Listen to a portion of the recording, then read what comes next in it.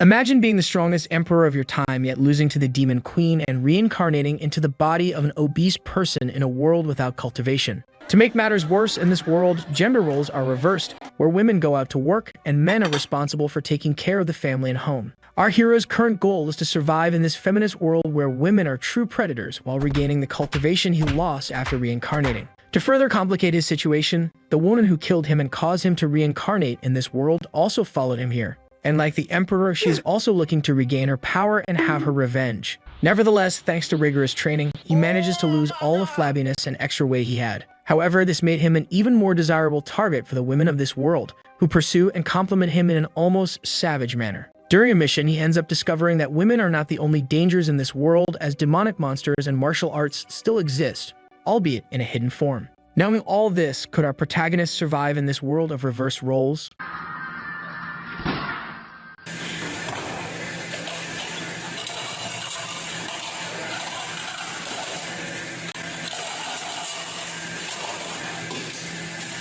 The story begins with our protagonist seeing a news article on the internet stating that the daddy gun style, according to some users, is ruining male mentality, and that in the past, women were considered intelligent and capable of reaching the heavens, but this style is tearing down that image. While reading all this nonsense on the internet, our hero wonders exactly where he has reincarnated. It has been 2 days since he arrived in this new world, and he still hasn't gotten used to the heavy body. Before coming to this world, he was the emperor of his generation. Every time he visits a news site, he only finds reports of robberies. In that world, there were no cultivators, just a modern world where the concepts of men and women were inverted. The power of that demon he had fought was so immense that they lost their bodies, but he survived by sheer luck. It was a miracle that his spirit managed to travel to another world and find a recently dead body to reincarnate into. Speaking of which, his name seemed to be Lin Mo. In his memories, he was a rich kid who studied at a first-class private school. Lin had no idea if that demon had also come back to life, but either way, before recovering his strength, he needed to live as Lin Mo. For that reason, even an emperor needed to go to school.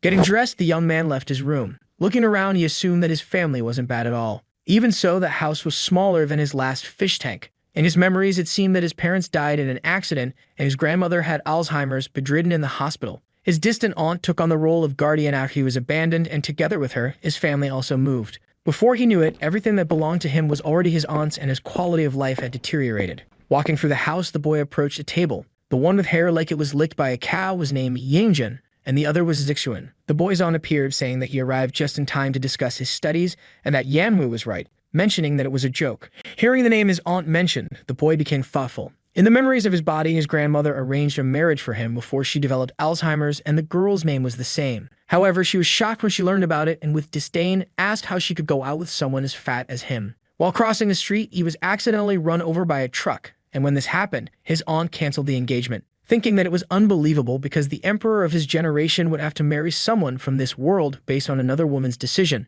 Still in the kitchen, his aunt asked if he was listening. The boy said it was nothing and told her not to arrange a marriage for him again. Observing Lin's expression, the woman thought he seemed different. Unexpectedly, he appeared to have an inexplicable aura of tyranny. Then Lin sat at the table, thinking that he had no appetite since starting his diet. But so that this body wouldn't starve, he had to take it easy. Taking a piece of food, he thought it smelled good. Then his cousin asked why he didn't study abroad since his companions knew how much he expressed his love to others. Lin wondered why he needed to talk to those insects when this emperor reigned for thousands of years. But as he needed to play the role of a normal person, he said he wouldn't go now because he was happy with that school. The boy said it didn't matter which school he attended as long as he got good grades. Continuing to eat, Lin thought he didn't want to talk to him. 1 hour later, the protagonist was inside a car and the person driving announced that they had arrived. His cousin, in turn, asked Lin not to get out together with him. With a look of disdain, the protagonist stared at him, leaving the boy scared by that gaze. Getting out of the car. Next, Lin was already standing in front of a building, mentioning that the architecture of that world was excellent. However, there were some issues. Each of those men stood out a lot as they were showing their pale legs, but at least the women seemed normal. In the background, 2 girls were talking about the protagonist's brother's legs, saying they were beautiful. With disdain, the boy thought that it was so unpleasant that it made him almost vomit. However, he should forget about that because he didn't know if that demon was still alive, and besides, he needed to strengthen his body before she appeared. While walking through the school, Lin found his classroom. In the background, someone seemed to mock the protagonist, saying his fiancée was there. His wife was sitting at the table while 2 girls were talking to her. Observing the protagonist, she didn't seem to like his presence. Lin thinks it was amazing how mortals could be so unbearable. The boy heads towards his desk, leaving Yanhui confused. While sitting, he wonders how he could resume his cultivation somehow. Someone grabs his shoulder, saying he should believe when he said he couldn't like her. Reality wasn't the same as on TV, mentioning that she seemed mature but should be deceived by the things she said. Remembering the girl, Lin thinks she should be that body's classmate.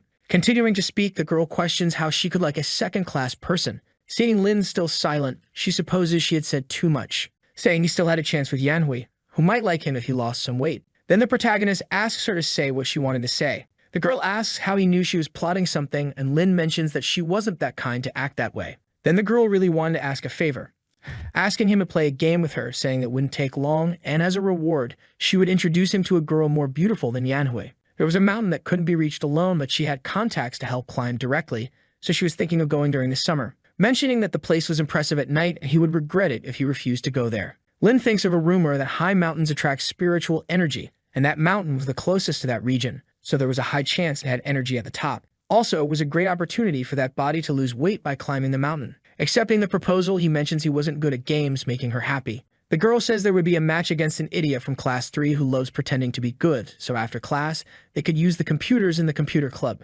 Sometime later in the computer room, the girl mentions she had reserved the room just for them, so no one would bother them. Sitting in the chair, she asks Lin to log into a user account. Then the protagonist enters his password, successfully logging into his account. Inside the game, the boy looks at a window, saying it was a competitive action game with an immortal theme. The girl appears, saying she had called the boss of that realm because he would help them. Then the boss appears, mentioning that she really brought a man, apparently liking the protagonist because he was her friend's classmate. Cutting the atmosphere, she says she would start the 3v3 PvP mode. Starting to run, the girl asks them to be quiet while she takes out the enemy team. Then the protagonist's friend asks him to hide while she goes to check. Lin thinks that only legendary beings in his world could be immortal, but cultivation and everything from his world were similar to the game. Supposing there was a chance that world had immortals, so we should be careful. While sitting, a notification appears that someone had died. That girl from before appears, apparently stressed. Starting to run again, she says she made a mistake and now would take revenge. However, she ends up dying again, repeating the cycle of running again, but now the protagonist's friend would help.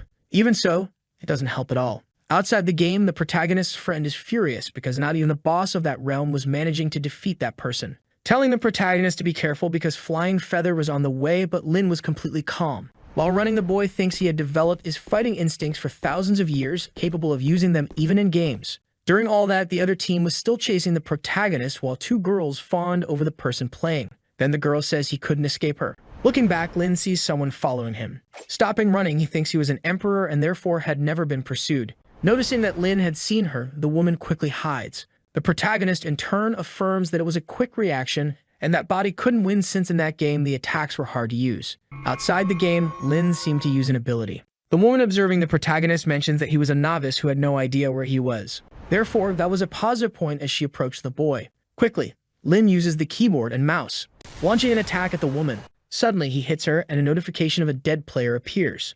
On the other side, they were surprised that the protagonist managed to win. Standing up from her chair, Lin's friend says she didn't know he was that good. Noticing him still, she asks if he is okay. Lin thinks he had no idea that a body like that could be so damaged by a simple use of spiritual energy. Returning to the game, one of his friends asked to come back, but she didn't have more time, thinking that she had finally found him, wondering why he always kept running away. But this time, she would kill him going towards the protagonist. Meanwhile, the boy kept running non-stop. Noticing the girl had found him again, he thinks he should boost the lower part of his body again, throwing his sword towards the woman. Then she questions if the boy wanted to hit her from that far away. At the same instant, her leg gets hit. She ends up falling to the ground. Looking at the sword in her leg, she wonders if it was a warning to stop following him. Outside the game, one of his friends says they should stop chasing him. The girl, in turn, asks if she knew the other side, asking to contact them right away.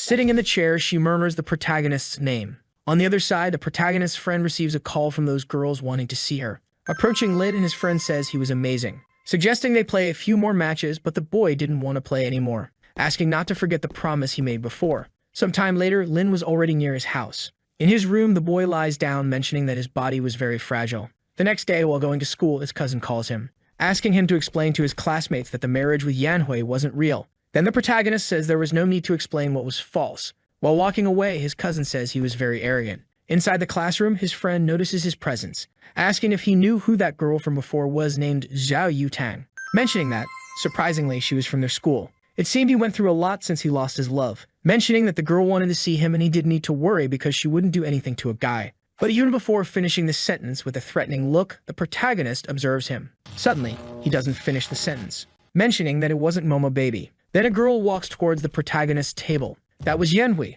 saying they needed to clarify things and should say it was just a fake marriage. Lin's friend says she was going too far after all. Lin Mo was just a boy and should have more compassion. The girl questions what that had to do with anything and if she liked the protagonist. Entering the conversation, the boy says that whether it was true or false, there was no possibility of him being with the girl, asking her to leave. Yanhui says he was being very arrogant and didn't know how much it bothered her, so he should never say he was going to marry again. In the background, Woi says Lin was very strong because he hadn't cried until now, and the other guy says that if it were him, he would leave the school immediately. Then someone enters the room. That was the girl who had lost before, accompanied by 2 more people. In the background, people mentioned that was Zhao Yutang. Rumors said she caused a lot of trouble, and everyone who got involved with her left the school. Approaching Lin, the girl calls the protagonist. Apparently, Yanhui was her sister, asking if she wanted something. Then the girl calls Momo Baby, which was the protagonist's profile name in the game, asking him to follow her. Meanwhile, Lin, irritated, remains seated in the chair, thinking that he was an emperor and not Momo Baby. In the background, those 2 boys ask how he got close to Yutang and why she was calling him Momo Baby. His friend, in turn, apologizes because the girl wanted to play with the protagonist alone. He just needed to go out with her, and then he could do whatever he wanted. Leaving the room, Lin murmurs that those people were very annoying. At the door of his class, Yutang waited for him, thinking she didn't expect that Momo Baby was a man instead of a woman, stating that it was fun because in the past women fought with combat skirts, but now it has become a norm for them. Then she starts asking Lin several questions, wondering if he was the one who defeated her in that game. She orders him to find her after class as she wanted to duel with him alone. But Lin says he didn't play that game and had only won by luck, saying he was going back to class. Irritated, Yutang wonders if the boy didn't know who she was. Then the other girl affirms that it was not surprising Lin wasn't afraid of her since he had no love left in his heart because he had been abandoned. Yutang, in turn, gives the order for her to bring the boy at noon. Returning to the classroom, a group of boys ask what Yutang had said to him. His friend says the girl had been attracted to the protagonist and just wanted to play with him alone, telling him not to worry because she would take him to Wushu Mountain on the weekend and also arrange some girls. With a threatening look, Lin tells her not to bring anyone else. Imagining supposedly illicit things, the girl feels embarrassed, saying many things and that he shouldn't be interested in her.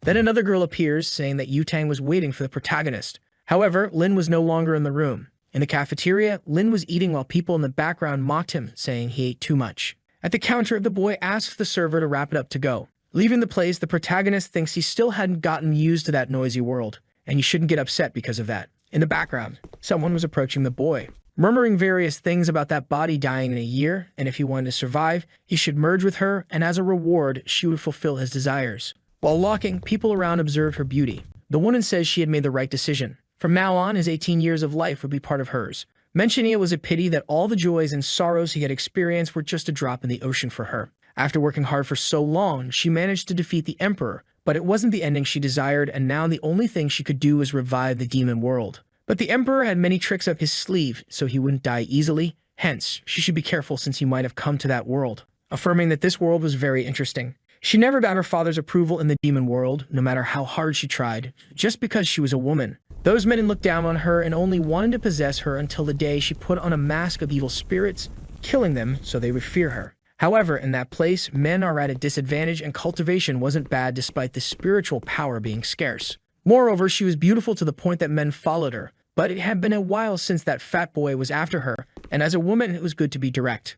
Looking back, their eyes meet. The girl in turn asked him to stop following her because there would be nothing between them. However, our boy walks past her, ignoring the poor girl. Embarrassed, the girl thinks she should regain her strength before leaving that world, mentioning that the boys in that world were very shy, so Lin must have been embarrassed, refusing to admit he was following her. Therefore, he hadn't said anything to avoid embarrassment. Returning to the protagonist, he was apparently annoyed, wondering why that girl was following him. Noticing Lin was heading to the rooftop, she thinks he should find another place to be alone, but remembers that normal students never went there. People in that world are spiritually and physically weak, questioning if Lin was going to jump off the rooftop. However, that wasn't her business. Still, she remained bothered, remembering that the friend of the original owner of her body had also jumped off a building. Heading towards the rooftop, she thinks she would fulfill the will of that body. Arriving at the top of the building, she sees the protagonist at the edge of the rooftop. Then she tries to use an ability to immobilize him. However, she'd have forgotten she had no spiritual power. Meanwhile, Lin calmly thinks that it was quite cold up there, so it would be better to go down for lunch.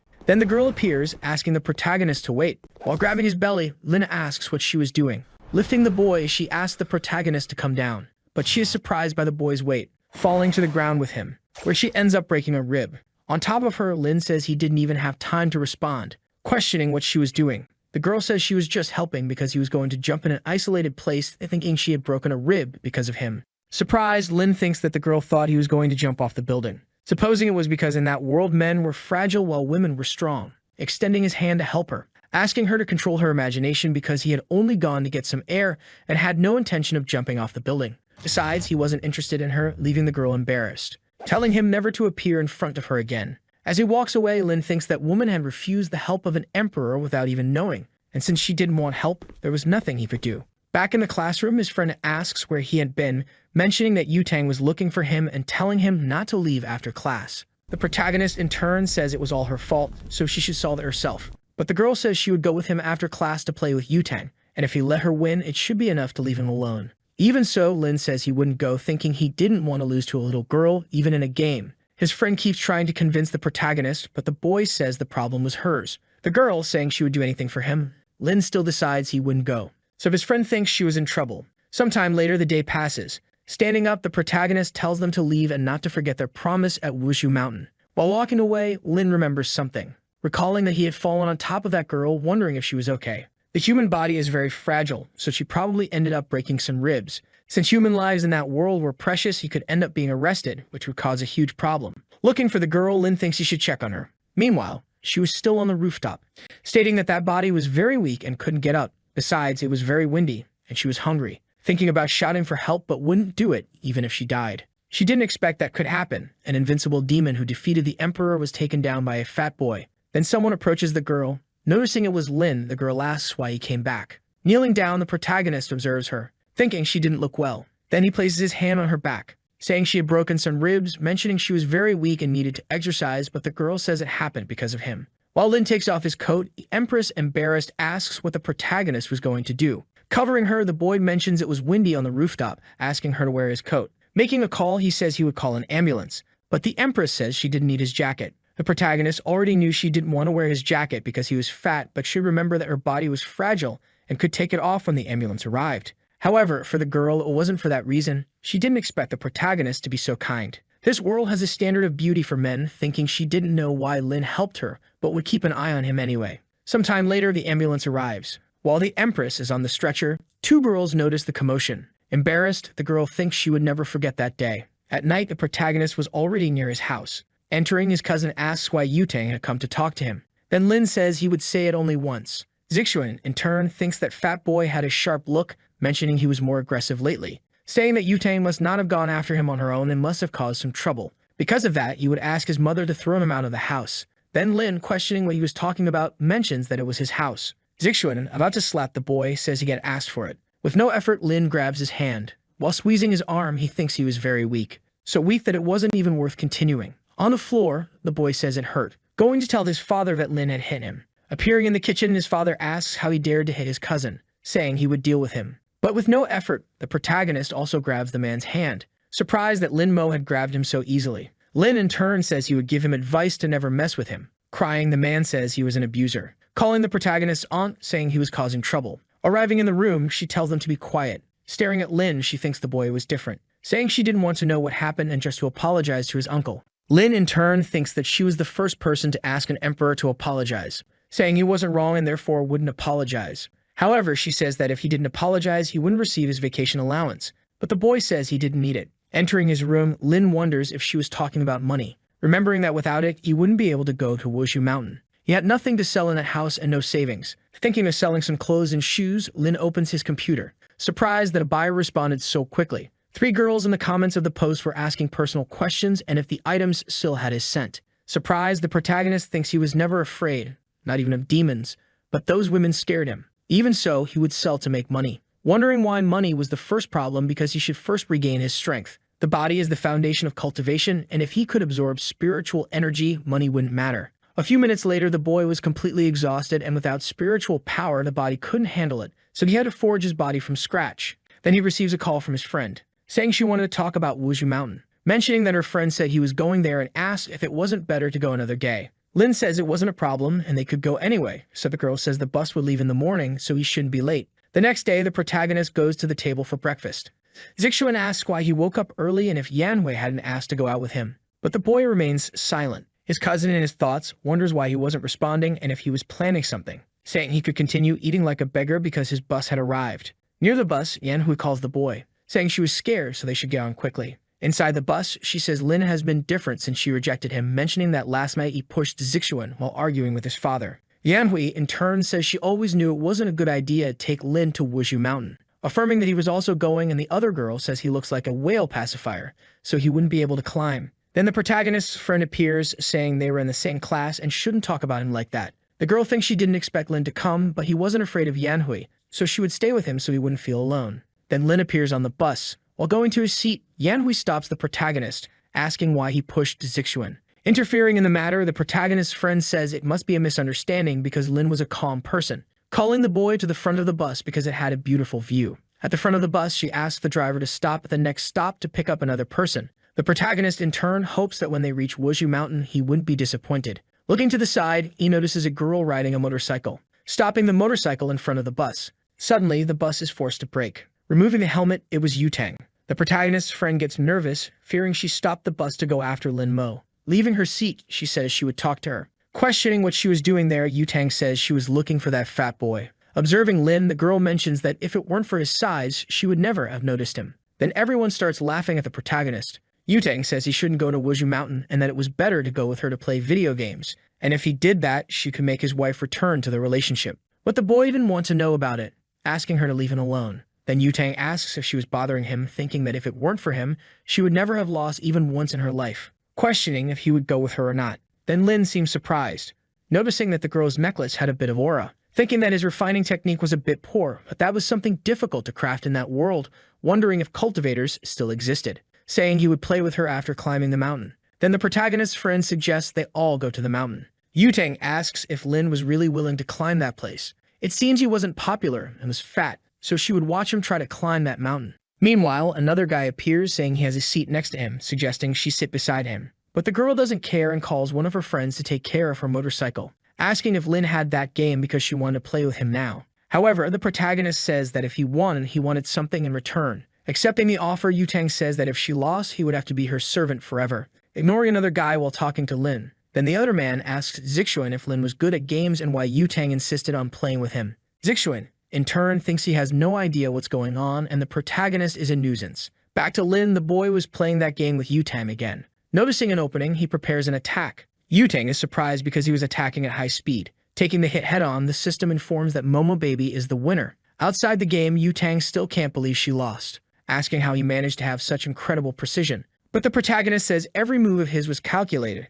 and that game is very easy. Then the girl thinks he was a genius, but little did she know he used his cultivation to stimulate his brain. Since Lin had won, he should ask for what he wanted. Lin, in turn, asks for 10,000 in cash. Yutang asks if that was all because she could make his ex-fiancé come back to him, and if he was willing, he should become her training partner from today. Ignoring the girl, Lin still asks for the transfer, thinking he had secured the money to forge that body. Taking out her phone, Yutang makes the transfer. Moreover, she adds her phone number, so he should answer if she called. But he shouldn't call her or give her number to anyone. The protagonist thinks that even as an emperor, he didn't have such arrogance as hers. Standing up from the chair, the girl says there was very little space, ordering Yanhui to move to the front, making the girl nervous, thinking she was doing that after so much effort to sit next to Zixuan. Standing up, Yutang tells her to hurry up. Yanhui thinks about scolding her sister but can't do it in front of everyone. Then Zixuan says that Lin wanted to say something to her so she should see what it was. Standing up, the girl goes towards the protagonist. In his thoughts, the boy is happy because he could sit next to Yutang. Trying to introduce himself to the girl, Zixuan only gets a sharp rebuke from Yutang,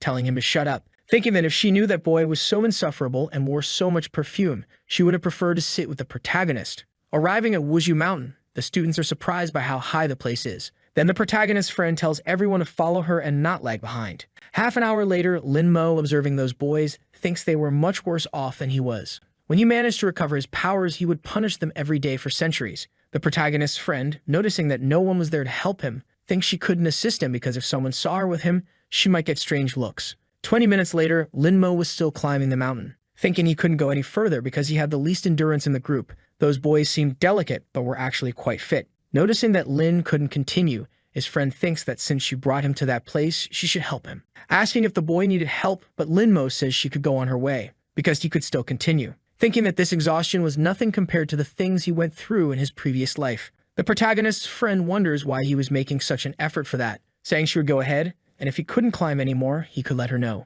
People in the background are surprised because the protagonist had already climbed halfway. The other boys, already exhausted, couldn't continue. While thinking about giving up, Lin Mo, determined, continues to climb. Near the top, the protagonist notices a group of people returning. The other girl is surprised because he managed to get there alone and was very resilient. The protagonist's friend, saying it was very high, suggests they go back and go to a restaurant. However, Lin says they could go because he would reach the top. Irritated, his friend questions if he wanted to die, but the other girl says to just let him go. 20 minutes later, the boy finally reaches the top of the mountain. Yutang, who was already at the top, is surprised that he actually managed to climb. But it was a pity that he lagged behind most of the time, and when he reached the top, the others had already returned, and he had been alone the whole time. Looking up, the boy observed the stars. Thinking that up there had a lot of ki, although it was not enough to recover his power, at least he could start training. With this, he would get ahead of that venerable demon. As long as he had the opportunity to train, no matter the time, he would always come back up there. Then Yutang touches his shoulder, asking what he was doing, and the protagonist says he was just looking at the view. The girl thinks he is very annoying and doesn't talk much, and the protagonist, in his thoughts, asserts that in his world as an emperor, he would have killed her many times already. Then Yutang tells him to come down because that place was hers now. Lin mentions that he was very tired, so she should help him down. Yutang says she wouldn't bother him anymore that day, handing the protagonist a snack. From now on, he would be her companion, and since she was bored, she would go down first. Opening the wrapper, he realizes it was leftovers from the girl's snack, mentioning that in his previous life he had eaten many beast carcasses, so that was nothing. Sitting down to meditate, the boy thinks he should start by cleansing the marrow. Sometime later, it gets late. The protagonist's friend on the phone with him asks if the boy really wasn't coming back. Lin Mo says that place was pleasant, so he would stay during the holidays. Fiddling with his phone, he thinks he should notify his aunt. Calling her without any ceremony, he already informs her that he would be away for a few days during the holidays. Ending the call, the receptionist asks what he could do for the protagonist. Then the young man asks how much an individual room costs for 2 months, and the man says it was 8,000 yen. Thus, Lin Mo continued his training during the holidays, day after day, climbing the mountain non-stop. The training was rigorous, but the fruits would be worth it. Then 2 months pass, and the protagonist's friend says she was arriving and if his bags were ready.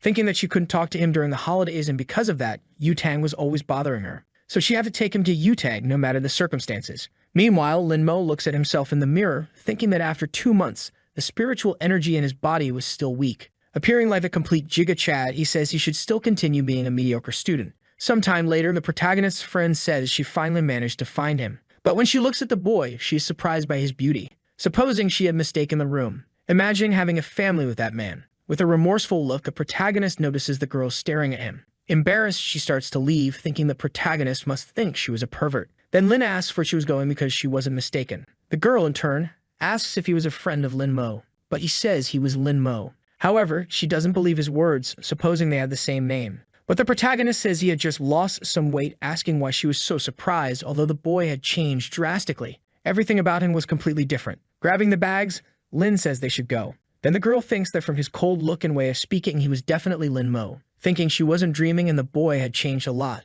affirming that it was worth not treating him badly in the past, asking him to carry her backpack. However, another girl appears, offering help to the protagonist. Quickly, his friend approaches the car, opening the door for the young man. Inside the car, she mentions that he now looked very handsome, asking if he had been climbing the mountain all this time. His efforts certainly paid off, and when Yanui saw him now, she would regret breaking up with him. So now many girls would be kind to him, but he had to understand that it was all falsehood, so Lin asked her to just shut up. Afraid, his friend wonders if the protagonist hated her for not climbing the mountain with him. If she had been kinder before, he might have fallen in love with her, and they would have a perfect love. However, there was still an opportunity because she was still the closest to Lin, saying that he must have been through a lot and that they should go out to eat something, but the boy just wanted to be taken home. Sometime later, the young man was already at his house, and his friend says she would see him in a few days. Then the other girl asks if she wasn't going to take the protagonist to see Yutang. But Yunshu says she wouldn't take him anymore, thinking she couldn't take a beautiful lamb to the wolf's den. The only thing she needed to do was use Lin's account to play.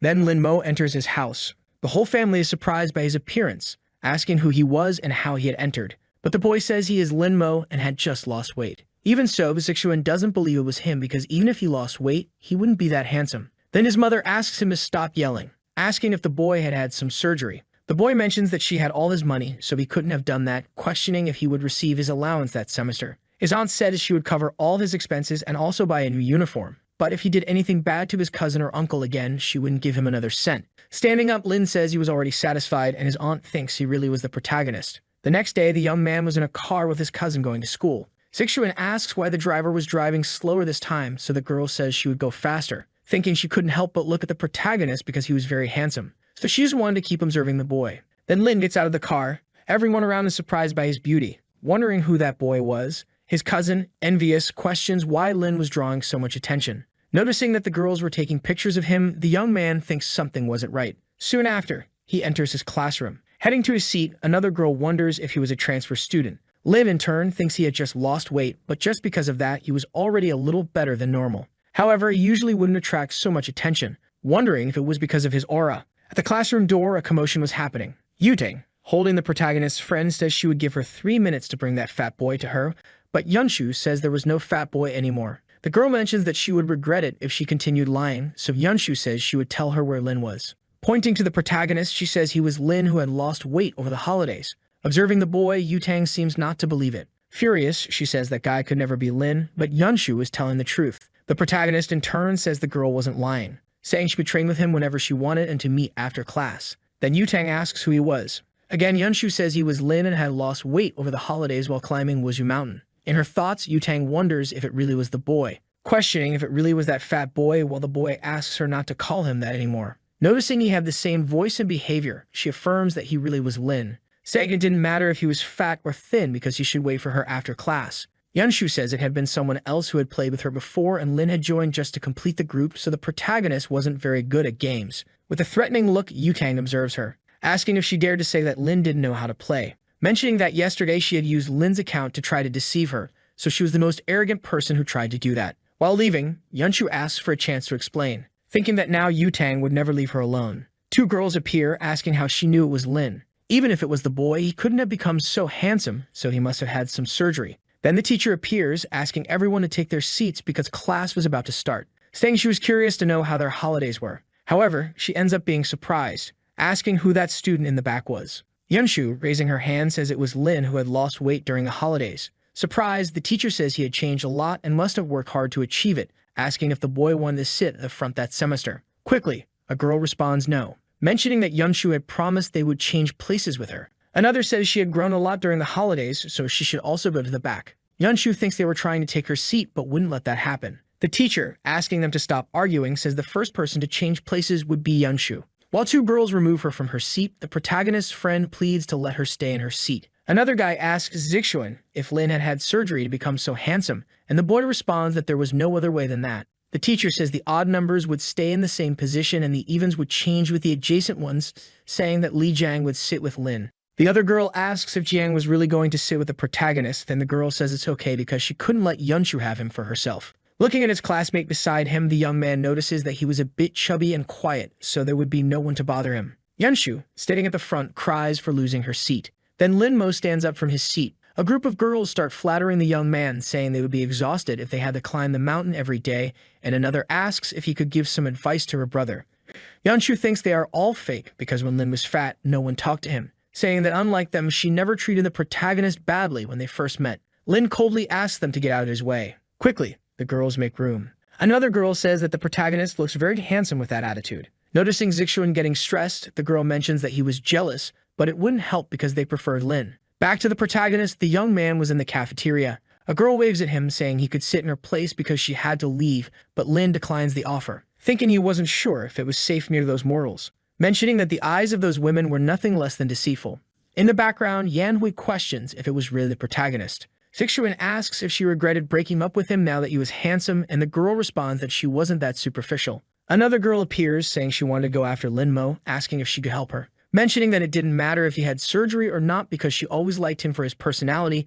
Then Yan Hui calls her a hypocrite. Hearing what she said, she thinks hypocrisy was thinking that was surgery, and if she could get those beautiful legs of Lin's, she wouldn't care if they were fake or not, saying she would go after the boy alone. Meanwhile, Lin Mo was walking through the school. Then Yan Hui appears, saying she was there to apologize for everything, mentioning that it had been sudden for her, and she still didn't want to get married. Accepting the apology, the protagonist walks away. Asking Lin to wait, the young man questions if she had more to say, affirming that she really felt sorry for everything she had said. Lin continues to walk, making Yan Hui wonder why he was so cold. supposing she might have been the reason he changed so much. Outside the school, Lin Mo hopes no one is on the rooftop. While walking, he encounters the girl whose ribs he had broken, wondering if she wanted to steal his spot on the rooftop again. Looking back, the girl notices that Lin has been following her for some time, mentioning that he looked like the protagonist, but that man was more handsome. Then Lin walks past the girl, feeling relieved because she thought the young man would talk to her, questioning if he was also going to the rooftop. Catching up with the boy, she notices he was climbing the stairs. Quickly passing him, she heads to the front. Noticing that the girl was in a hurry, he wonders if she really wanted to steal his spot, questioning how a mere mortal wanted to do that. Their eyes meet and each perceives the other's intention. Quickly, they start running to secure their places. The girl thinks the protagonist was very annoying, questioning if he shouldn't behave like a gentleman. Also, how could he run so fast, mentioning that she wanted to give him an advantage, but if she lost, it would be a disgrace for the women of that world. Meanwhile, a girl watches the commotion. Back to the two, the girl asks why Lin was running, and the young man asks the same of her. Then she questions why he wasn't running after her, but the young man says he would never do that. Irritated, the woman says not to talk to her like that. A boy like him who didn't care about ladies could never get married. Lin Mo wonders how an emperor could think about marriage, a man of high status from a generation of great emperors, responding that she wasn't kind either because she was fighting just for the rooftop. Arriving at the rooftop door, they block the entrance. Suddenly, they start fighting to see who gets there first. Lin, in turn, thinks he would have to use brute force to clear his path, which ends up with him grabbing the girl's chest. She ends up feeling embarrassed. The protagonist, also embarrassed, feels that sensation, quickly reaching the rooftop first, saying that from now on, that place belonged to him. The girl questions how he dared to do that and if he knew who she was, mentioning that just now he had done that. Saying he had touched her, the protagonist approaches her, giving a slap to the poor girl, affirming that she had touched him first, thinking that he almost forgot that men in that world were fragile and couldn't act carelessly. Then the girl calls the protagonist shameless. Taking out his phone, Lin says if she didn't leave, he would call the police. The girl, in turn, says she was already getting angry. Recording the woman, the young man asks her to say what she had said before, but then she seems to remember something, recalling that women who hit men in that world were despised. And if she were caught doing that, she wouldn't be able to attend that school anymore. Thinking that he had taken advantage of that to hit her, even if he said it to someone, it was certain that the one who would be believed was the protagonist, saying that this time he would leave, but next time he wouldn't lose, claiming that it was very complicated to deal with men. Lin thinks she was happy to have gotten out of that situation, mentioning that the girl was very annoying. Remembering that there was an update on the news from this morning, she grabs her phone. Looking at the news, she ends up surprised. The news reported numerous chickens on a farm that were suspected of being infected with a virus, which ended up turning them into dried corpses. Observing that chicken, Lin Mo seems to recognize it, remembering that the demon from before had a sword that would suck any creature that touched it down to the bones. But in her final battle, that sword had exploded, and then her own sword also exploded, trying to protect her, sending her to that world. Wondering if that demon was really dead. Since to become immortal, Lin had to follow the path of heaven, but in exchange, she only had to kill people to gain her power. That's why she needed to investigate what was happening. Sometime later, it was already sunset. As Lin was leaving, the girls were still fawning over the protagonist. Yunshun appears, saying she would accompany him to Yutang's house, but Lin Mo says it's not necessary. Even so, the girl insists on going, mentioning that Yutang and her sister were very dangerous. She tells the story of a time when a boy was tricked by his classmates and ended up with a tragic fate. However, the boy thinks he doesn't want to go to that place, asking Yunshun not to get too close to him. But the girl says he's interpreting things wrong. Entering, she's surprised to ask if he wouldn't see Yutang again, and the boy says he has more important things to do.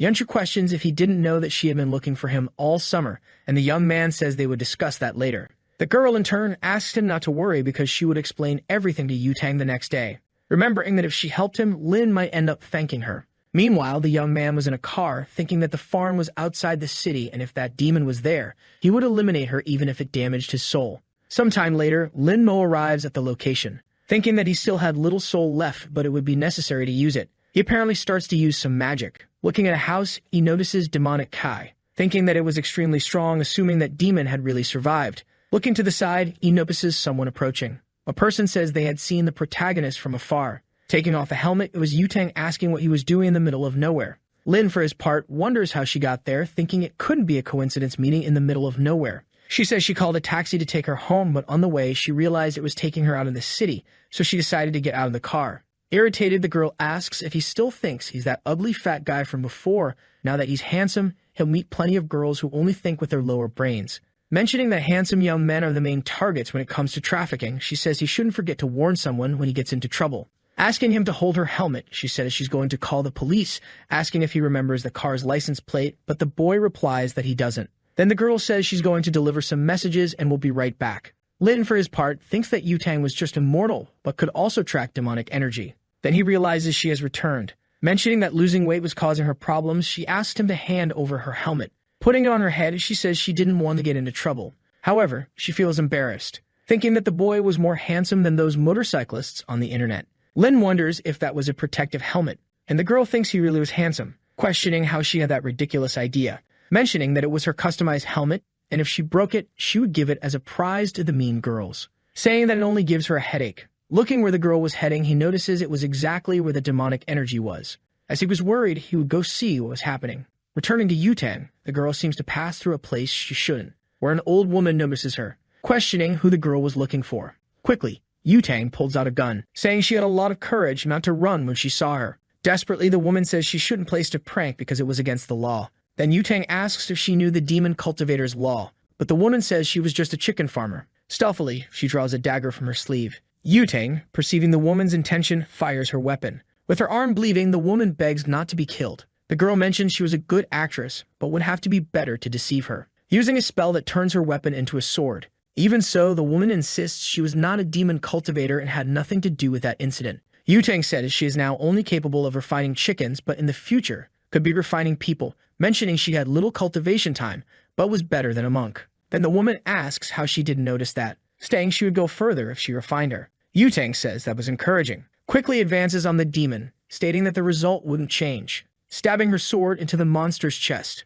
Lin Mo, watching from the background, thinks that energy seemed to be from a demonic sword. Yutang, in turn, seems surprised, for her sword had no effect. The girl thinks that energy was completely different from the demon cultivators she had encountered before, questioning what that creature was. In an instant, the monster advances on Yutang, where she narrowly dodges, assuming that if she took that attack, she would surely die. Again, the creature envelops magic in its fist. Then Yutang takes a piece of paper. It was a spiritual talisman thrown towards the monster. However, it has no effect, where the demon again attacks the girl. Suddenly, she is thrown against the wall, as she coughs blood as she thinks she couldn't believe she had lost.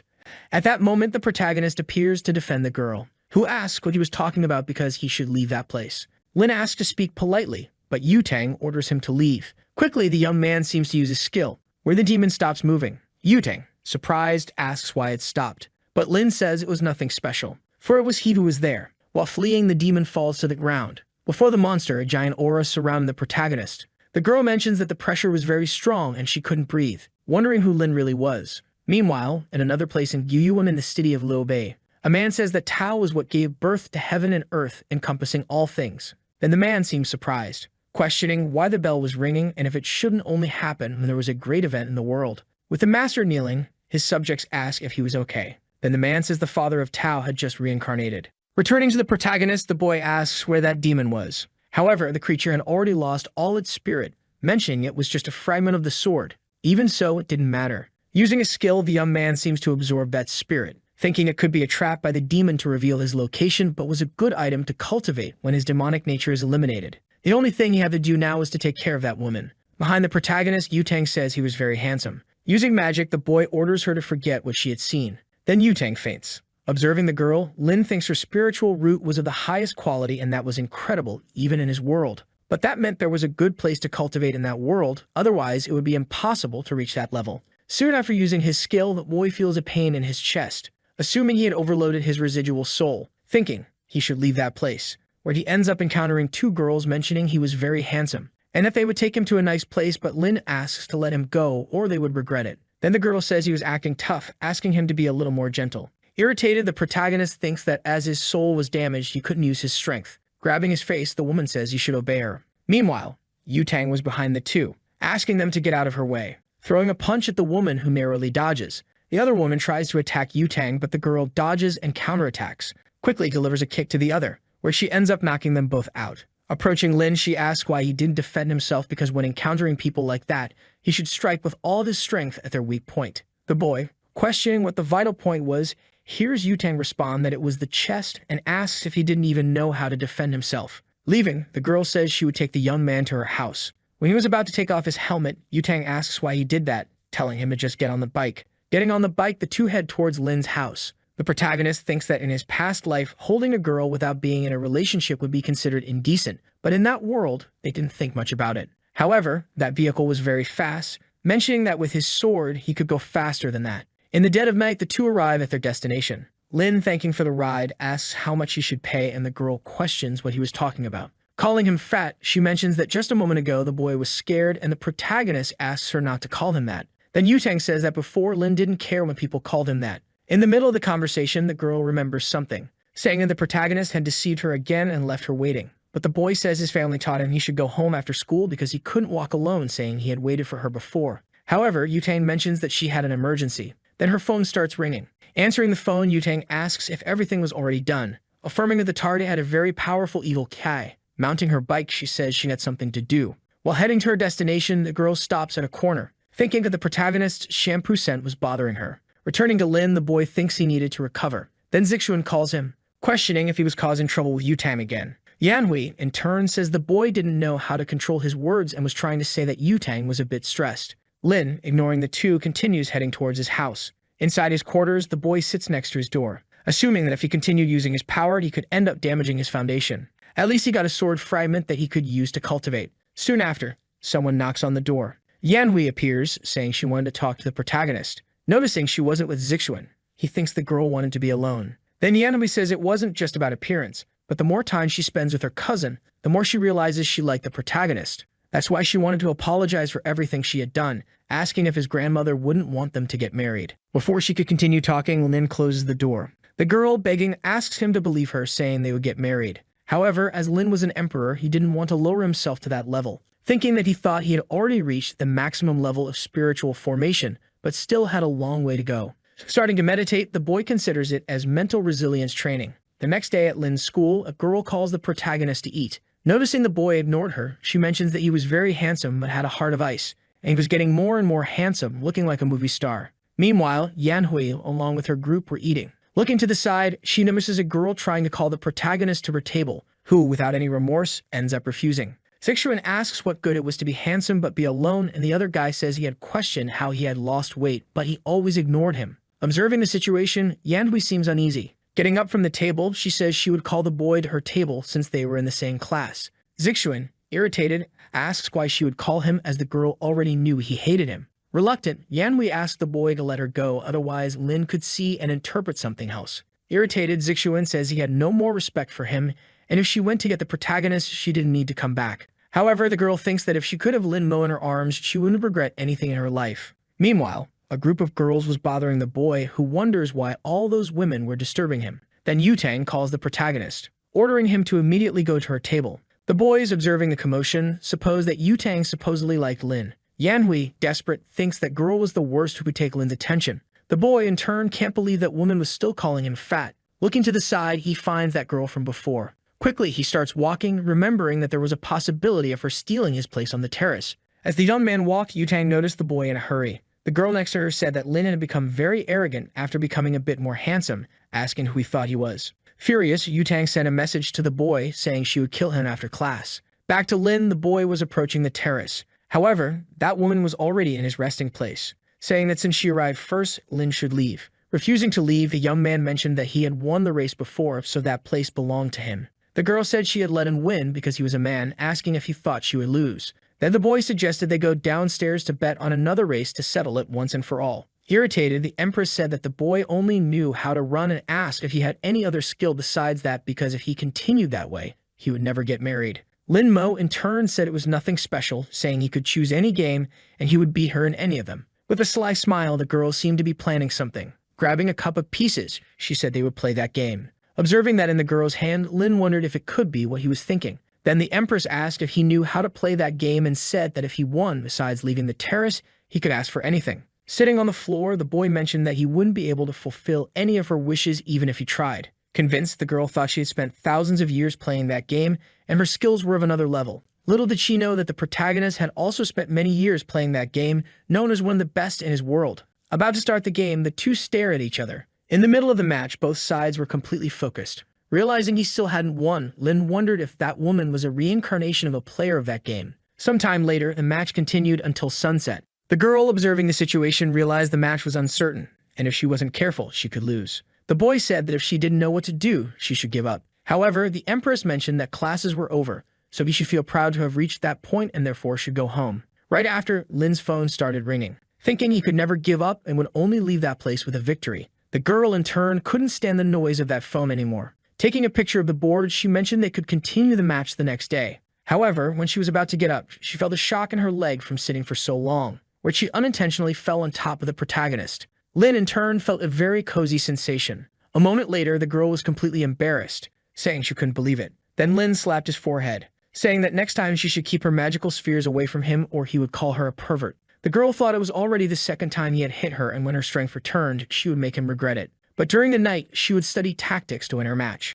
Outside the school, Lin Mo picked up his phone to answer the call, realizing it was Yutang calling him. Furious, the girl questioned why he didn't answer and where he was, ordering the boy to go to the school gate. The young man thought that Yutang spent most of her time at school playing games and even so had a high level of cultivation, so he would find out today what her secret was. Near the gate, Yutang asked why he took so long, questioning the reason for staying at school after skipping all classes. However, he said he was just sleeping, leaving the girl surprised, saying she had come to pick him up for a rematch in that game. Handing him a helmet, she told him to get on the bike. A while later, the two arrived at Yutang's house, and the protagonist was surprised that the place was so big. As they walked through the house, Yutang asked him not to touch anything. Looking around, Lin Mo thought that the only thing in that place was games and there was nothing about cultivation. The girl in turn questioned if the boy wasn't worried about being in that place, because a woman had invited him to her house and the boy didn't ask anything. Then the protagonist asked if she intended to do something to him. Mocking the boy, she mentioned it was a good idea because now he wasn't fat anymore,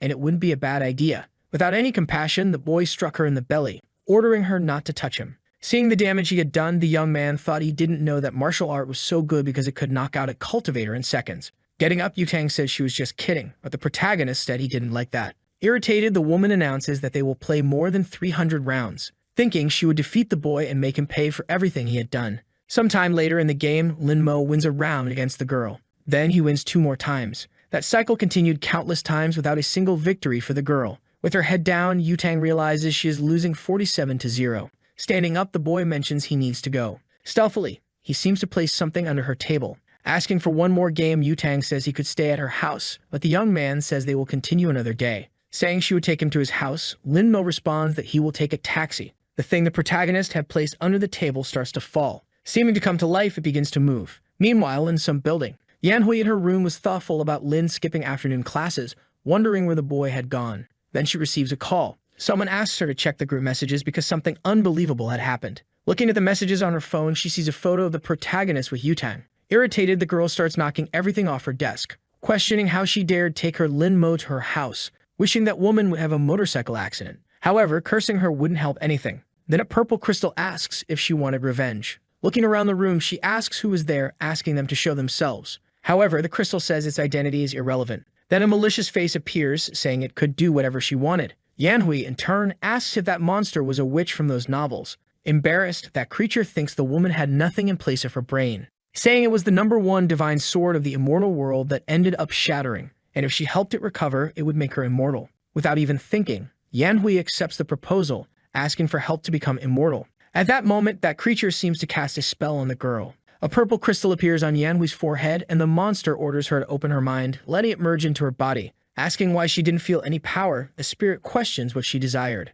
Suddenly, the girl asks to be taught hypnosis, and the monster mentions there were countless skills like that. In her thoughts, Yanhui supposes that with that skill, Lin Mo would be entirely hers. Meanwhile, the protagonist is riding in a taxi, thinking he couldn't use his powers recklessly and that Yutang should reveal her secrets. Quickly, the boy seems to make a hand signal. At Yutang's house, that doll received a signal. Observing the girl, he notices she is playing, questioning if Yutang was a fake cultivator, wondering how she reached that level. Furious, Yutang can't believe she lost to a stinky fat boy. Lin Mo, in turn, gets irritated with the girl's words, mentioning that now he will crush her in all games. Then Yutang remembers she has something to do. Watching her leave the room, Lin Mo wonders where the girl was going. In the room, Yutang is changing clothes. Putting on a suit, she says that it will work. Opening a closet, there are numerous combat weapons. The protagonist thinks that even if all that was of low quality, they were still hard to get in this world. Starting to run, the doll jumps onto the girl's clothes, thinking that this time he would discover her secrets. Sometime later, Yutang arrives at a building,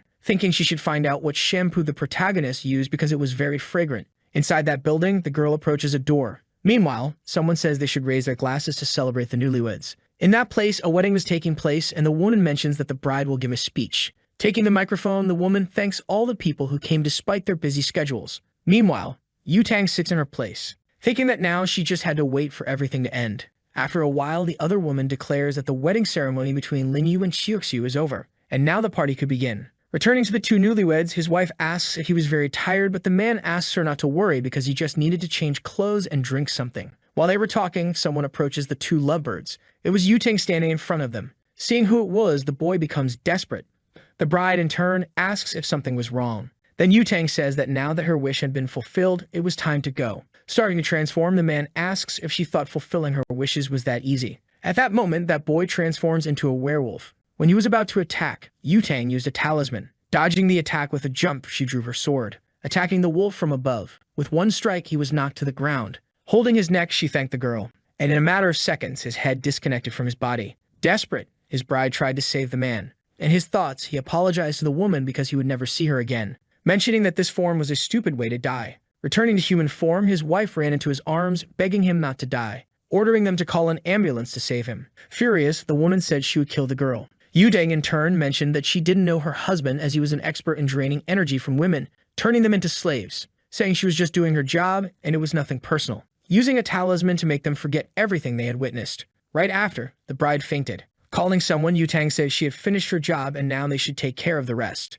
Meanwhile, that doll fell from the girl. Running towards the man, Lin Mo realized it was a shape-shifting fox that would be very useful. Lin Mo decides to save the fox, feeling it would be useful, and thus begins to perform the soul reincarnation spell. The golden aura of his paper doll begins to rise towards the fox. The body of the former fox man starts having its soul extracted. The soul moves towards the doll, which has its hands crossed and ends up entering it. Thus, the object completely changes its form to one with long silver hair. The small one starts running desperately, and 20 minutes later, he reaches the hand of someone who was waiting for him. That person is our protagonist, who is outside the building. The soul of the man thinks he is going to die, so by luck he managed to get revenge, but regrets not being with his beloved. Soon, someone calls him by his name, Chen Xiuxiu, and asks if the fox truly wants to die or if he prefers to live. Opening his eyes in that abyssal darkness, the man admits he doesn't want this to be the end of his life. He still has much to say to Zhou Linyu, and no matter the cost, he still desires to live. Our protagonist informs him that he will give him a new life, and in exchange, he must serve him for 10 years. Thus, the small one opens his purple eyes, revealing an adorable appearance now of a young fox man with long gray hair. He looks around at the ritual he is in, seeing our protagonist, who remains silent. Xiuxiu has never heard of such powerful magic and wonders if it was this young man who summoned him. Soon, he looks up, recognizing that this is the most powerful man he has ever known in his entire life. The small one ends up falling to his knees inside the ritual. He introduces himself as Chen Xiuxiu and says he is there to serve his master, expressing great gratitude for this opportunity to be under his orders. Lin Mo desires that he tell him everything he knows about cultivation in this world. The fox promptly agrees and asks where he should start, to which our young protagonist replies that he wants to know about the cultivation method. The small apprentice explains that due to the scarcity of energy in this realm, cultivators travel to other secret realms. They are completely limited because all are controlled by powerful clans and families. He then reaffirms that even an ordinary practitioner would not be able to join a sect without connections or background. Everyone is taken in by the clans, but only to be used as furnaces and eventually destroyed for cultivation. Our protagonist realizes that this has become an evil cultivation practice, which the small one confirms, stating that this logically happened due to the lack of energy. And logically, the cultivator community has always hunted down the users of these evil sources. Our protagonist asks if they resemble the cultivator Zhao Yutang. With a brief smile, the fox confirms and then says that this girl is not only the most talented, but also from the Zhao family, one of the 3 great families. The other one questions whether there is an immortal realm, to which the small one says he does not know. Quickly, the young man shouts and asks to visit his beloved during these 10 years of service, to which the protagonist agrees but instructs him never to reveal himself. Completely proud, he never imagined he would find such a generous master and accepts that it is very easy to please the immortals. But the next day, he ends up being impressed while inside a backpack. He realizes that his master is actually someone completely unexpected. Being an ordinary high school student, but he then thinks that he must be some sort of boss of that place. The fox thinks that our protagonist is incredibly popular and that all the women are staring at him. Assuming that our hero is the ultimate person, he thinks that if he were a woman, he would also be hitting on our protagonist. But completely clueless, he wonders what the young man has in mind since he can't go a minute without thinking about illicit things. Soon, our protagonist arrives at his seat, but he notices something strange. Some snacks are there underneath. Lin Mo wonders if it's from that annoying friend of his named Song Yunshu. His ex Yan Hui approaches, saying she remembered his favorite snacks and bought them for him, and Lin Mo can't believe it was her. The cousin of our boy approaches, asking what she is doing, and becomes extremely angry. She claims that our hero is her fiancé and that it's normal to pamper him a little, which makes the man completely furious. With tears in his eyes, he prepares to slap the girl while calling her a bitch. He randomly grabs his hand with extreme force while telling the boy to stop. Our protagonist is impressed that his cousin couldn't even manage to slap a woman. The girl says she will only say this once and ends up stating that she will punish him if he continues bothering our boy. This leaves the purple-haired boy completely helpless and crying. He runs away from there, leaving the girl alone. She says that if anyone bothers him, he can call her and she'll come back to solve everything for him. The girls think it's ironic that she now shows interest in the protagonist since he's become bolder as he's gotten more attractive. Soon, noon arrives and we can see the school cafeteria. A blue-haired girl calls for the blonde, saying that a girl named Yanhui is stealing her man. But the president says they are a bunch of idiots and assumes the girl can have the fat guy since she's not interested in him. Soon, a certain presence catches her attention. It's the protagonist's ex, who shows up with a smug and malicious expression. She ends up calling out Lin Mo's name, who's our protagonist, thus inviting him to eat with her. The blue-haired girl thinks she's trying to provoke and therefore tells Yutang not to take it seriously. But with extreme brutality, the blonde says that if the protagonist annoys her, then she will give him a beating. Soon, anger appears on our hero's face. Thus, he leaves the area with his ex, who is convinced she can win him over. He can't believe he lost his temper after so many years of cultivation and thinks he still has much to learn. In his pocket, the small fox thinks his master is truly incredible, since even someone like Zhao Yutang is jealous because of him. Furious, the girl asks if the boy really complained about her, but the blue-haired one just says to ignore it since she can't hit a boy. She decides to forget about the fat guy and then starts thinking about the girl since she's being very bold. Our protagonist finally reaches the school's ground floor. The dark-haired girl, while eating a pastry, tells him to hurry up. Our protagonist notices the immense hostility and reflects that she must be angry about the previous day. He sits down and then makes his first move in the game. She knew that our protagonist would make things difficult for her, but still she had already thought of a solution before any of this happened. Impressed, he admits that the girl is really good at this game. But suddenly, his stomach lets out a hungry growl. With the bag in hand, he stares at her with a somewhat blank look. Then, he opens it, revealing a lunchbox inside. He ends up breaking his chopsticks to start eating. The other one assumes that this is a matter of respect as he is eating instead of playing, but our protagonist excuses himself, saying it's lunchtime. She thinks that if he keeps this up, soon enough he'll be fat again. But soon a question arises about the fat guy who was here on the terrace. Our protagonist says he has never seen anyone of that profile around. Angry, she admits that just thinking about that boy makes her ribs ache because of his weight. But her expression quickly changes to surprise when she sees something on her phone. It's a picture of our protagonist being posted in the girls' group, thus realizing that our protagonist was, in fact, the fat guy she had known before. With red eyes, she says she asked a question. Recalling and showing the protagonist's picture, questioning if he truly doesn't know this person from the phone. With extreme shamelessness,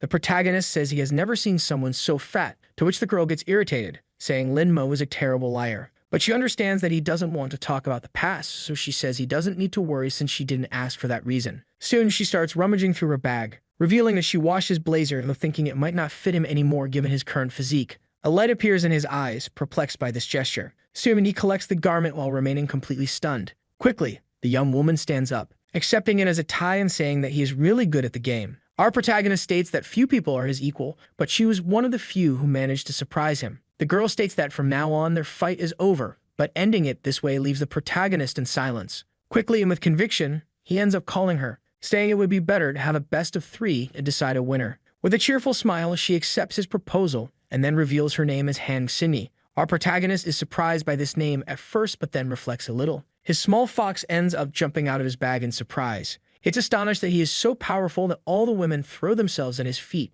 But our protagonist reveals he has a question, which is about where the resources for his demonic cultivation come from. The little one promptly replies that they come from the Dark Gate network. The items are protected by the Shadow Clan, which is primarily responsible for the protection of both demonic cultivators and members of other families. But they can also sell them to people of good nature, as long as you have money. Our protagonist is surprised and then asks how he managed to get money. The small fox responds that he completed several assassination missions but ends up saying that the quickest way to get money is by finding a sugar mommy. He assumes that his master doesn't even need to work since a sugar mommy would be the best option for him. But quickly, the protagonist's hand flies towards him, grabbing him while the fox squirms, saying he shouldn't have said such things. Lin Mo then puts him back in his pocket, informing him that when they get home, he will take a look at the materials, especially how to make spiritual amulets. The night begins to fall over the school, which is now silent. At the time of dismissal, the blonde ends up calling him by the fat guy she knows. But our hero simply dodges, causing Zhao Yutang to get irritated and tell them not to pretend he didn't see her. She ends up saying that today his ex-girlfriend provoked her and tried to embarrass her, but our protagonist reveals that Yanhui is not his ex-girlfriend. The girl doesn't care but informs him that she's a respectable person and therefore he should cooperate and suggests that he could go for a motorcycle ride with her. In silence, the protagonist simply keeps his face expressionless while reflecting. The girl with a mischievous smile asks if Lin Mo will be able to get on by himself or if he'll need her to carry him. When he agrees, they both go to the motorcycle and she calls him a good boy. Behind a lamppost, someone watches the blonde and curses her for going out with her precious Lin Mo. A shadowy voice ends up asking why she doesn't hypnotize him. But the younger one reveals that she wants the protagonist to willingly give himself to her body and soul. Soon both leave the school in a desperate rush. The protagonist notices this and says that Yutang is going too far. With a mischievous smile, she says he's too naive for believing the words of a woman. In a broadly suggestive manner, the protagonist asks if she's really interested in him, leaving her blushing and confused. The motorcycle comes to a sudden skid stop. With a red face, she asks if she hasn't made it clear enough that she isn't interested in him, to which the protagonist asks if she really doesn't want him. The girl tries to refuse with all her might and the protagonist just accepts, saying that they're just colleagues, so she shouldn't get too involved with him. Yudang ends up revealing that there's a line of people wanting to be her boyfriend, and even so, if it weren't for the games, she would have never looked at the protagonist. In our young protagonist's pocket, the small fox thinks his master is truly surprising. He wonders when he placed that paper doll on her and moreover, how he did it with a normal of 4 sheet. Sometime later, we can see our dear protagonist's house. He thinks about the Dark Gate network. Soon after, he calls for his small companion, who jumps onto the table. With quick clicks on the keyboard, he confidently says he will access the dark network as quickly as possible. Thus, he keeps hitting Enter forcefully and manages to gain access. But the small fox ends up on a website with highly suggestive content. It's a site for renting some night ladies, or even books with explicit and adult content. Lin Mo then wonders if this is the right site, to which the small fox responds that it is the right site and that he just needs to navigate to the treasure page. He thinks he has found the real world of cultivation, but even a low-level spiritual weapon from the immortal realm is a superior treasure in this world. The most important things he will need are 1,000-year-old ginseng immortal stones, but they end up costing over $100,000. His small companion still tries to convince him to sell his photos to rich, older women. Below the stressed face, the protagonist asks if he looks poor or something, to which his small apprentice understands. Our protagonist then asks for the money the small fox has, but the little one ends up saying he only has 30,000 in his account. Grabbing the mouse along with his computer, he says that this will be enough. The white-haired young man decides to question if his master really intends to make talismans. Soon, Chen Xiu tries to suggest that the boy seeks something else since talismans may have a good price, but they are difficult to make and the materials they have are of low quality. Our protagonist informs him that he will only make low-level talismans to sell them, so he tells him not to worry about anything. Shortly after, he moves away, instructing him to return to training, and his small apprentice thinks that with these materials, they will only be able to create junk and useless things. The next day, we see Lin Mo now wearing an outfit that hides his identity along with a mask and glasses. A man in a van asks if the delivery is for him, to which he responds as the white fox. Thus, the large box is handed to him, and the delivery person asks for a 5-star rating for his excellent service. The young man assumes that this is truly a fast delivery service, so he considers leaving a rating. In his pocket, his apprentice informs him that the Shadow Clan has a business network that rivals even the big families. Soon after, we see a few minutes later where the protagonist stares at 2 papers on his desk. The small white fox wonders if he really intends to make these talismans. He has heard that the talisman masters of the great family spend years training before they even start, and even then, only 30% of them succeed. Our young protagonist sighs while closing his eyes.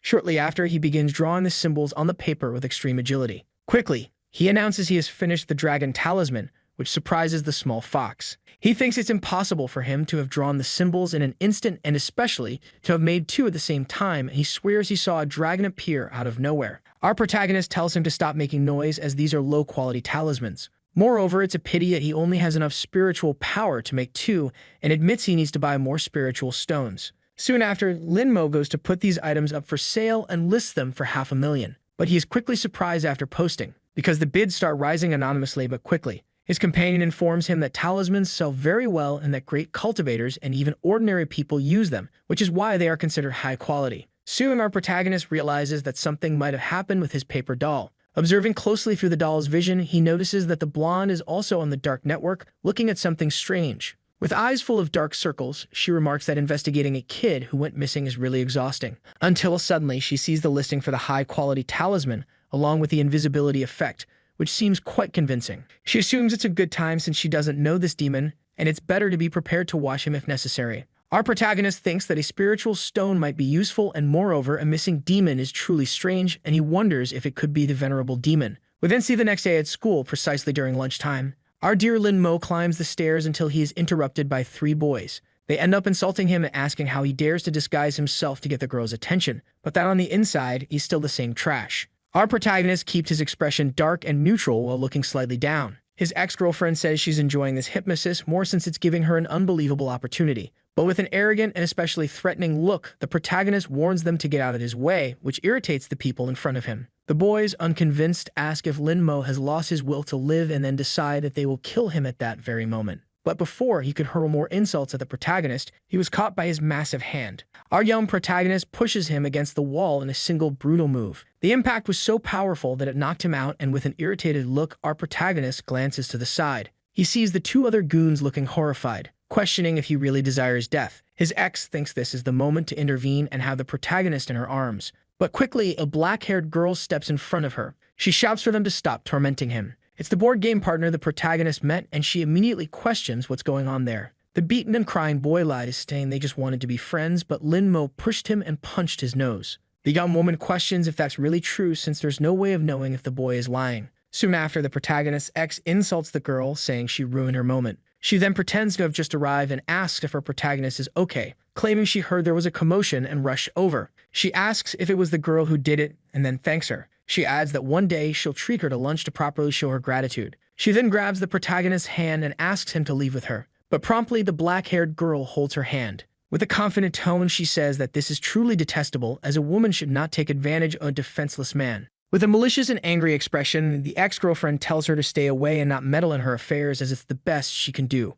The protagonist tells her to let it go since they can leave now. He realizes she's losing control of the protagonist, so she tries to use her hypnosis. But the hypnosis is promptly nullified and doesn't work on our hero. The demon accompanying her informs her not to use magic for the rest of the day, as he has a bad feeling. The black-haired girl states that she heard the younger girl had dumped the protagonist. She then walks past her, making her angry by saying she pities her. But the brown-haired girl stays rooted to the spot. Trembling with anger, she can only think of how unpleasant this girl is and calls the protagonist a shameless dog for not obeying her orders. Later, after classes, we see the protagonist arrive at his home. He is in front of the computer with his small companion. Ken Xiuxiu then mentions that someone offered 2 spiritual stones and a lot of money, understanding that this person really knows how to do business. Our protagonist realizes the offer is from the blonde girl and wonders if she is a member of the Phoenix Group, adding that it could be a trap. Lin Mo comments that his companion had told him that the Phoenix Group was responsible for eliminating demonic cultivators, so there's no reason for them to be involved. But the small fox reveals that a trap isn't necessary, as the Dark Gate Network already cleanses demonic cultivators daily with the help of the Phoenix Group. Then a small notification pops up on his computer. He notices that the chosen meeting point is Fangtong Station, a seemingly ordinary place. Even so, just to be safe, he goes disguised as usual. His small fox is perplexed, knowing that none of this is necessary, as the site and the delivery are completely secure. The next day after classes, the protagonist successfully completes the delivery. He calculates that after the 200,000 commission in cash, he has 700,000 left in the spiritual stones. But still, he hadn't expected the quality of items in this world to be so poor. Our young protagonist then absorbs the raw materials all at once. With a smile, he realizes that at least he can still recover some of his spiritual power. He then takes 2 more talismans that he crafted, thus unleashing a massive dragon from the 2 papers. The protagonist instructs his small companion to sell the 2 on the Dark Gate Network, to which the fox confirms. He can see the comments from people genuinely praising whoever the master was who created these 2 types of talismans.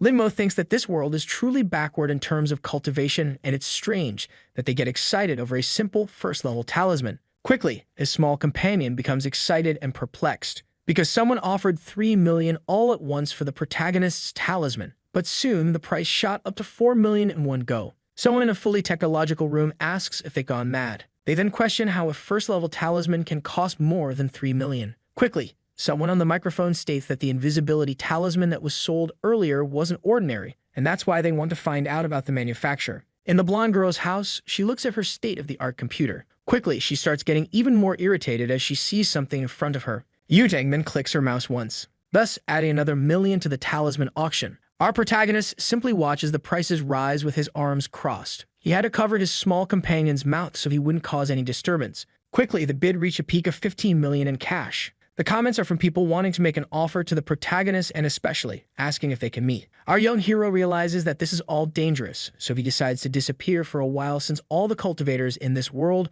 will probably come after him. But at least he'll get something good out of it and decides to check on the progress of the blonde girl who was betting in the auction. Sometime later, we see the girl's house. Our protagonist notices that she's still investigating the disappearance of the boys, all of them being virgins, and it seems to have something to do with the Demon King. Looking at the screen, he notices that Yutang is conducting real-time surveillance. But at the same time, our boy feels a bit uncomfortable with it, as he didn't know she was into this kind of thing. She becomes tense upon seeing such ugliness on her computer screen and ends up slamming the table, saying that the boy is horrible and that not even his hairstyle can save him. The horrendous person then decides to search the internet for something, looking for tips to look better in photos. It could be anything that would make him look beautiful, so he still searches for eccentric filters. Other things cross his mind too, such as plastic surgery and facial harmonization, but there's something more. Things like having a flat stomach, long legs, and even removing love handles. Our dear Yutang feels she can't continue living after seeing such an atrocity on her screen. She admits that not even the fat guy is as unbearable as this disgusting person. Sometime later, we see the school during lunchtime. Our protagonist notices that the blonde girl said something irrelevant to him, until suddenly his attention is drawn by someone in front of him. It's the black-haired girl who asks if he wants to play, and if Lin Mo doesn't want to, that's okay, as she doesn't want an easy win. Silence fills the air as the protagonist looks at the board game. Soon he admits that he isn't feeling well and decides to leave. He acknowledges that he doesn't want to admit defeat, but the young man also doesn't want to take advantage of the situation in any way. Our protagonist then goes to the edge of the terrace. Climbing up to get some air, he thinks that if he wants to obtain the power of Yang, he'll need to create a formation, and the most powerful ones are the demonic ones. If only Lin Mo had some tea, and perhaps it would be possible to do what he desires. The girl warns him not to accidentally fall, to which he just smiles. Our protagonist then walks toward her, humming softly. But Yanhui, who had been watching everything secretly, becomes even more irritated. Soon, our hero is stopped as he's leaving the terrace. It's the brown-haired girl who is extremely angry at him. Our young protagonist promptly asks what's wrong with her, to which she tries to speak with a dark expression on her face. But Han Xinyi, who is with the protagonist, tells her to stop bothering him. Then the younger brown-haired girl tells Han Xinyi not to dare touch her man, as he belongs to her down to his nails and teeth. Yanhui turns and tells the girl to just wait, and she'll see her painful death. Lin Mo watches her leave, wondering to himself when he became hers. Sometime later, as night falls, we see the protagonist's ex-girlfriend's house. As she takes a stressed-out shower, Yanhui thinks and admits that she underestimated our hero. She thinks she should have pursued him from the very beginning, but she assumes that this time he will belong to her completely, without any hesitation. With a psychotic expression, the girl decides she will hypnotize him tonight to make the boy her obedient pet from now on. Her aura spreads through the air until it reaches the protagonist's house. The purple energy approaches him while he is having his morning BB sleep, but a barrier formed from his energy manages to hold back all this negative impact. His small companion wakes up and notices something happened, wondering what could have caused such torment while he slept. Quickly, Lin Mo realizes it's a remote hypnosis technique and admits he never thought anyone in this world would use something like that to hypnotize this emperor. The next day, we see our protagonist's school. The brown-haired girl stands in front of him, blocking and preventing his path. She tells him that tonight he will get ready and come to her house. With eyes full of malice, she can only imagine the taste at his lips and becomes even more anxious for the night to arrive. But then she takes on a psychotic expression, thinking she has successfully hypnotized Lin Mo and assumes he will be obedient. On the other hand, our protagonist continues walking calmly, smiling as he realizes that it was her who tried to hypnotize him the previous night. It is then revealed that our hero managed to attach a paper doll to the girl's back. His consciousness was already linked to the small doll that smiled at our protagonist. We then see him later in the classroom, until suddenly, something catches his attention.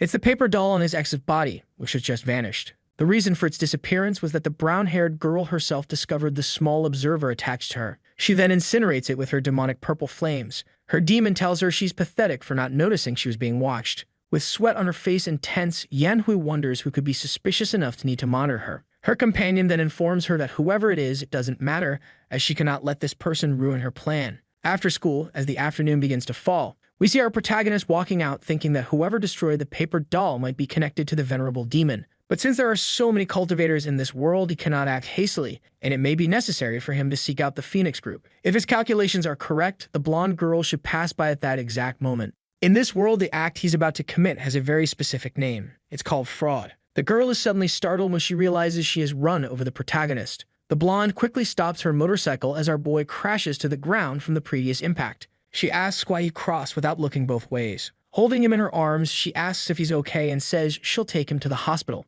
But with empty eyes, the boy just stands up, leaving her confused. With a mischievous smile, Lin Mo admits he has learned to be bad in this world he finds himself in. The blonde wonders what's wrong with him and even tries to pull him back. But the protagonist reveals that he is going to his ex-girlfriend's house tonight because she's expecting him for a special night. She is shocked by such a statement, since she knows that's not in his character. Suddenly, surprise shows on her face as she realizes something more. She tries to call the protagonist back, telling him to return to his senses, but he walks past her, leaving her completely stunned. Yutang wonders if the fat guy was really hypnotized. She then makes a gesture with her hands to break the spell. She draws a star in the air using her fingers, resting her hand on the boy's forehead. The shine in his eyes, which had vanished before, starts to reappear little by little, but quickly fades again. She realizes it had no effect and questions whether the person who cast this spell is really that powerful. Soon, the blonde beauty decides to use the Phantom Redemption Seal, applying a heavy, magical palm to the forehead of our protagonist. This brings him back to his previous state of mind, which he had clearly been pretending. With his hand on his face, he asks what's happening and why he's there. The blonde says she was about to ask him that and questions whether, by any chance, Lin Mo had met up with his ex-girlfriend. He admits he did, but asks what it matters, as she's going to see her fiancé. Completely flustered, the girl says that he had appeared in front of her and was hit by her motorcycle, so he should follow her to the hospital. Yutang wonders how our hero can say that after being hit, but she says she doesn't want to, and if she feels guilty, she can pay his medical expenses later. The girl grabs him by the collar, leaving him completely agonized. She then rubs a piece of paper in his face, saying she'll write him a check because she doesn't want to worry about a lawsuit from him in the future. She tells him to spend it on whatever he wants, but warns him not to use it against her in the future or he will regret it. Our dear Lin Mo wonders if writing a few thousand zeros will be enough to exchange for a few hundred spiritual storages. The girl then speeds off on her motorcycle. Yutang tells someone over her helmet communicator that she needs all the information on the protagonist's ex-girlfriend as she's a suspect, which the person confirms. Soon, she arrives at the house of the girl who was once interested in our protagonist. Removing her helmet gracefully, she extends her hand, which bears a special ring. Then she releases her magical sword at once. She proceeds to make dozens of cuts on the doorknob to open the door. The cuts are so precise that the door itself falls, but the doorknob remains attached in the shape of the door. She walks in, seeing some family photos. They don't appear to be of her family, but rather of two boys who seem to be her friends. She then reaches the protagonist's ex-girlfriend's room. Realizing she's completely obsessed with thousands of photos of the protagonist pinned to her wall, she notices several manuals about our protagonist and decides to see what they are. Curiously reading, she flips through the pages slowly. Her face begins to turn red from the indecency of the contents. She assumes that everything there is very perverted and decides to put an end to it, until her communicator informs her of a new problem. It says that Yanhui has disappeared suddenly and suspiciously. The girl realizes that based on the young woman's plans, it's likely she has something to do with the missing persons cases, and she must inform the team to issue a missing person alert. She then thinks that Yanhui is extremely clever for having devised such a precise plan in such a short time. At the protagonist's house, Mike fully envelops the place. He starts to think he's seen enough, and it's easy to imagine that his ex-girlfriend has some connection with the venerable demon, which is why the Phoenix group must prioritize her. Suddenly, a sound catches our protagonist's attention. It's his cousin, who asks if he's seen the news recently. Promptly, our boy opens the door in a somewhat receptive manner. And quickly, the purple-haired boy informs him that Yanhui is being sought, but our protagonist says he knows nothing as he no longer intends to approach her. Lin ends the conversation with the boy when he is met with a strong slam of the door. The young man insists that he at least check the news happening right at this moment. Our protagonist sees that Yanhui from the Fengsheng Institute is suspected of an abuse case against a young man and is being sought nationwide. He thinks the search team is truly efficient, but there is still no information on the girl. The small fox thinks that this woman is really cruel and extremely foolish for daring to mess with his master. Lin Mo knows that if the venerable demon wants to absorb the yang power of a young man, he will end up forming a well-organized formation primarily of evil origin. Quickly, our young protagonist crouches down and starts rummaging through a box. The small white fox wonders what his master is searching for until he sees a glimmer in his gestures. Becoming even more confused, the small fox realizes that what he grabbed are just some seemingly ordinary wooden boards. Our hero lets out a tired sigh. He then channels all of his energy into the two boards at once. They begin to disassemble and reform into a shape that suits his needs. It becomes a kind of manual compass made entirely of wood. The small fox is astonished that he managed to create such an ancient oriental compass in such a short time. Our boy thinks that, with the venerable demon's ability, it will be impossible for the Phoenix group to find her. That is, unless they use this compass to locate the malignant energy. Our young protagonist begins merging the two boards at once, turning it into a tracking device similar to a radar. A massive explosion occurs, causing a startled cry from the small fox. That light artifact from before now feels heavier with energy after merging with a low-level stone. The fox is stunned by this incredible sight. Quickly, the spoon that serves as a needle to point the direction begins to move. The small servant of our hero realizes that his master is truly powerful, having made a simple board work so effectively as a radar. Our protagonist then asks the small fox to hold it, to which the little spirit complies. He then asks his master what makes this compass so special. Quickly, our protagonist explains that it is used to locate places with the highest concentration of yin energy in the city.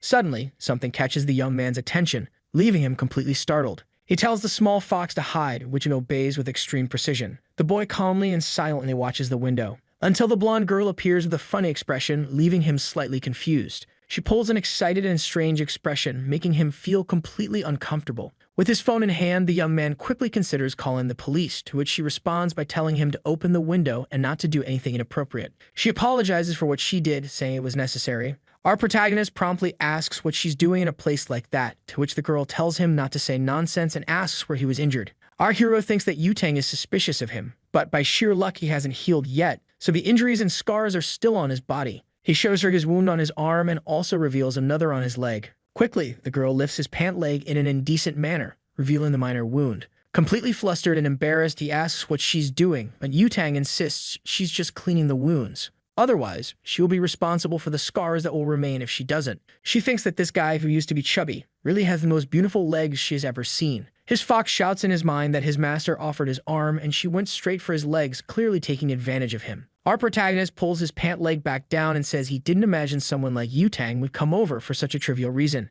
But the girl reveals she has a question, which is about him being one of the last people to have seen Yanhui, and she asks what she told him. The boy admits he doesn't remember anything that happened after seeing her. The girl then steps back through the window and says that this was all useless, so she's leaving, but the boy wonders why she doesn't exit through the door. Soon after, Lin Mo, being completely cautious, asks her to wait. He finishes by offering to act as bait to help her, if she wants. Quickly, the girl blushes with embarrassment, having seen something seemingly indecent, that being the well-defined chest of our boy, visible due to his shirt. She leaps from the balcony, saying she will accept his offer, but our protagonist notices she agreed a bit too quickly. The next day, the sun rises at the school. Our protagonist arrives in his classroom with extreme flamboyance. The girls approach him completely worried as they heard that Yanhui is an abuser and are concerned about what she might have done to him. Our protagonist, being completely cold, reveals that he is fine and tells the two to move out of his way. Suddenly, another girl arrives, telling everyone to come and see as a very handsome guy has just transferred into their class. All the girls quickly move, heading toward the location to learn more about this new person.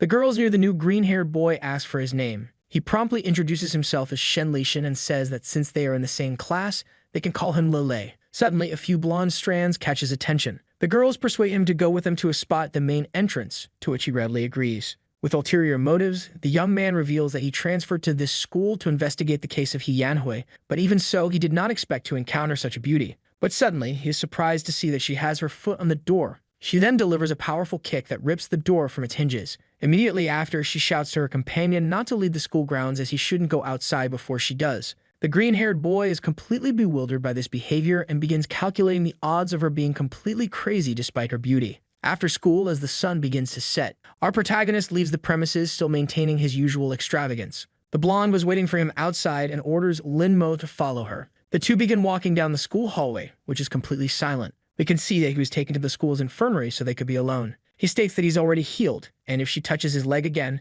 they'll have to retaliate and restrain her until the police arrive. But the girl reveals she doesn't care about that and asks our hero to look at a document. She reveals that she has a police relative who found a diary about how to take care of our protagonist in He Yanhui's house, which is clearly a lie. Even though the boy has read it before, he is still surprised to see some rather questionable fetish details in the pages. Blushing, the girl says that her plan seems to have a detail about observing men and taking them to her house, and apparently, Lin Mo was one of those men. But the protagonist says he never imagined she was a pervert and should have figured it out earlier, so he could prepare himself in case something like this happens. The blonde then says they searched the entire country for her, but still haven't found a trace of her, not even in her favorite spots. Our protagonist puts on his glasses and mentions that he remembers He Yanhui always liked spooky places since childhood, so she's probably hiding in one of those places. The reason no one has found her is likely because she used some sort of makeup. He says all this while striking an extremely cool pose, to which the girl replies that our hero doesn't need to act like the school detective. Yutang realizes it all makes sense, as she must have used some kind of disguise to hide.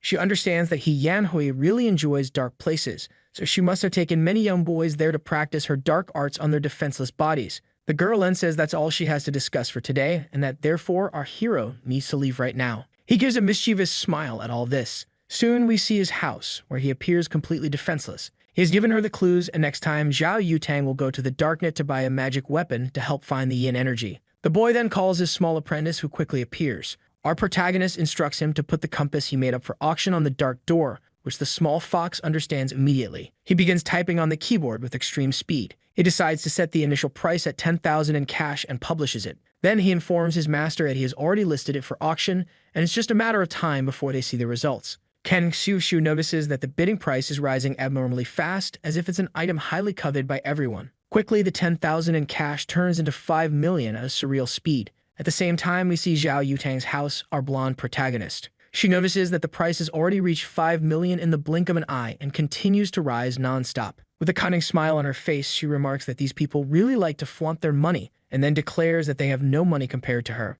Through his observation doll, our protagonist sees that Zhao Yutang is indeed bidding with intense eagerness. It seems that she is likely to win the item, and as a result will be able to track down the ex-girlfriend of our dear protagonist. Quickly, the price reaches the astonishing mark of 10 million. The small fox realizes that this is an unbelievable result achieved in mere seconds and wonders how many married women have that much money. We then see, a day later, the blonde meeting with several other women and an elderly woman with a cane. She reveals that the place with the highest concentration of yin is exactly here. The old woman thinks out loud, saying that this is a great treasure pointing hundreds of miles away and reveals the strongest yin energy, so it must be very rare. Our girl notices that this expert has been specially invited by the group to assist in this mission, and that it's not easy to receive praise from this woman. Drawing her cane, the old lady reveals a weapon and then declares that she will explore the path ahead, instructing the others to wait there. As the elderly woman approaches, a massive green, demonic hand suddenly appears in front of her. A gigantic explosion occurs, a result of a special attack the woman used at the right moment before being struck.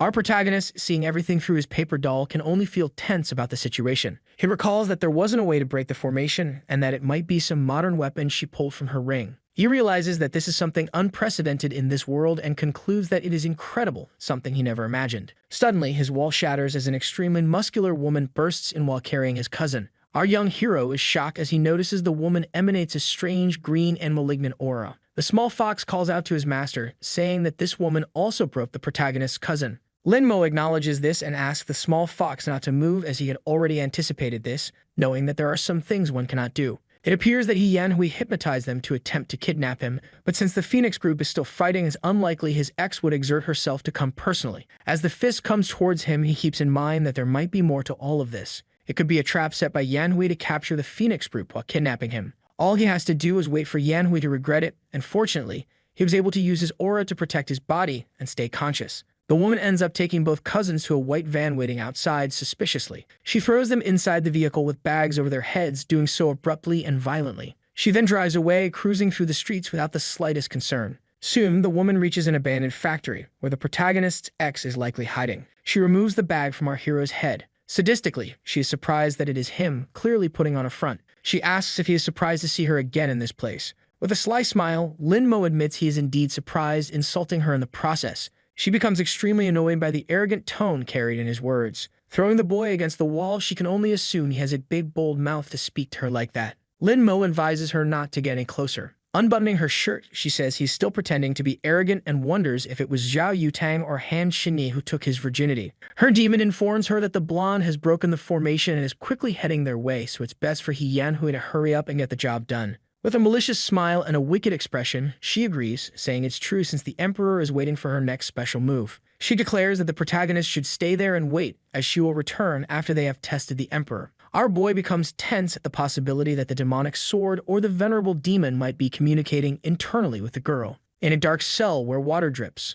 we see, sometime later, the protagonist's cousin sleeping peacefully, even in such a situation. Her cousin wakes up in a panic, pleading not to be killed or abused. Looking around, he begs to be spared from this cruel fate and, above all, wonders where he is. Elsewhere, we see the crater created by the old woman who broke the formation. Everyone gathers to see the massive sight. The blonde realizes that Yanhui was indeed clever enough to use this formation to turn the place into a point of extreme yin concentration. Now they must follow the next direction the compass points to, so they can arrive in time, as the people there might already be dead. A green demon appears, laughing, and asks where the women think they're going. Suddenly, a huge explosion occurs, throwing everyone backward. Laughing maliciously, the flame-covered demon declares that everyone there will die without any demands. We then see the forest where the demon was summoned. A deer, calmly grazing in the lush, life-filled area, senses something. This action briefly startles it. A gigantic explosion of green energy shatters the ground. Smoke begins to spread along with that colossal and terrifying aura. The demon, summoning multiple blades, claims that none of them will escape his wrath. His attacks are aimed at the blonde as he shouts for her to go to hell, laughing all the while. As the attacks close in, the old woman shields the girl before she's hit.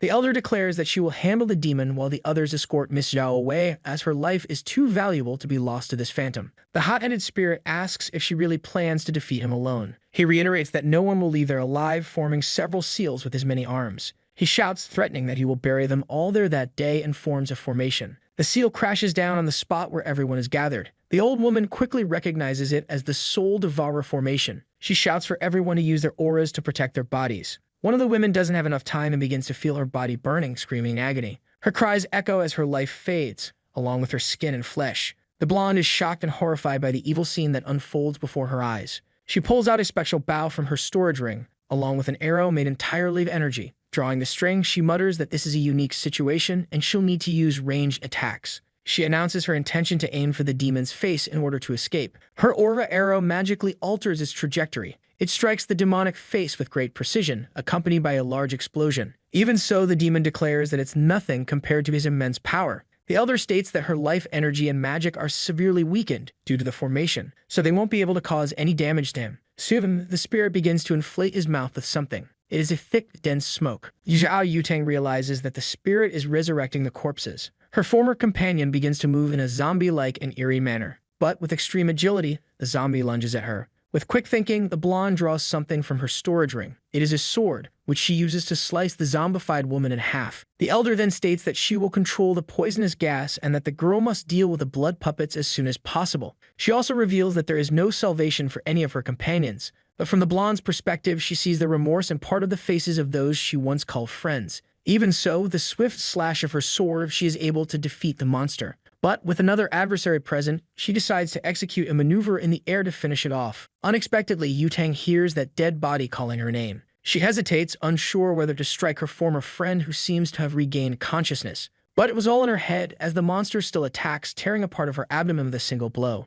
The blonde can only cough up blood and regain her senses due to the damage. She grabs her weapon with more determination and ferocity. She then performs an X-shaped slash to end the fight. Even so, her wound is very severe. With blood dripping from her mouth and abdomen, she can only collapse to the ground. Her weapon dissolves into the wind along with the rain as she chokes on her own blood. She admits it was unexpected and wonders if these really were blood puppets. Yutang, in her thoughts, questions whether the old woman survived alongside her and thinks that if she had known the danger, she wouldn't have brought so many people. The two hypnotized people who arrive at the scene watch her as one of them pulls out a knife. The elder tries to shout the blonde's name. The spirit attacks her, asking how she dares to be distracted. Behind the barrier, the demon says he is eager to see how long the old woman's turtle shell will last. The blonde, lying on the ground, blames herself, realizing the elder was also dragged into this because of her. The knife flies towards her, ready to end her life. We can only hear her cursing herself as blood splatters into the air. But unexpectedly, the knife doesn't hit her. It strikes the ground beside her. The head of the attacker was severed in an instant. A girl announces that she felt the blonde's vitality fading too quickly and ran over. This is Zhao Hongling, leader of the Phoenix Group, who states that it's too early for Yutang to die. Yutang recognizes her as the man beside her stares at the seemingly younger girl. But we are surprised as the man's head flies and the blonde addresses her as grandma. The elder is shocked by what just happened, for the famous Miss Hongling is present. The demon laughs as he realizes that the young girl is merely the backup that came to assist the women. Feeling insulted, the spirit declares that she is just a mortal and won't be able to fight against this sword fragment. He claims that even if the emperor himself were there, he would stand no chance. Quickly, the mouth of the insolent spirit is shut by the attack of the childlike elder. She undoes the formation made by the ghostly face. The blonde realizes that a single strike was enough and acknowledges that her grandmother is truly incredible. The younger-looking elder then tells her granddaughter that if she had attacked from the start, she wouldn't have been injured like this. She extends a medicine, instructing her to drink it quickly. The girl complies and then asks her grandmother if she can locate her missing companion. The elder states that their target is the protagonist and that he must be saved.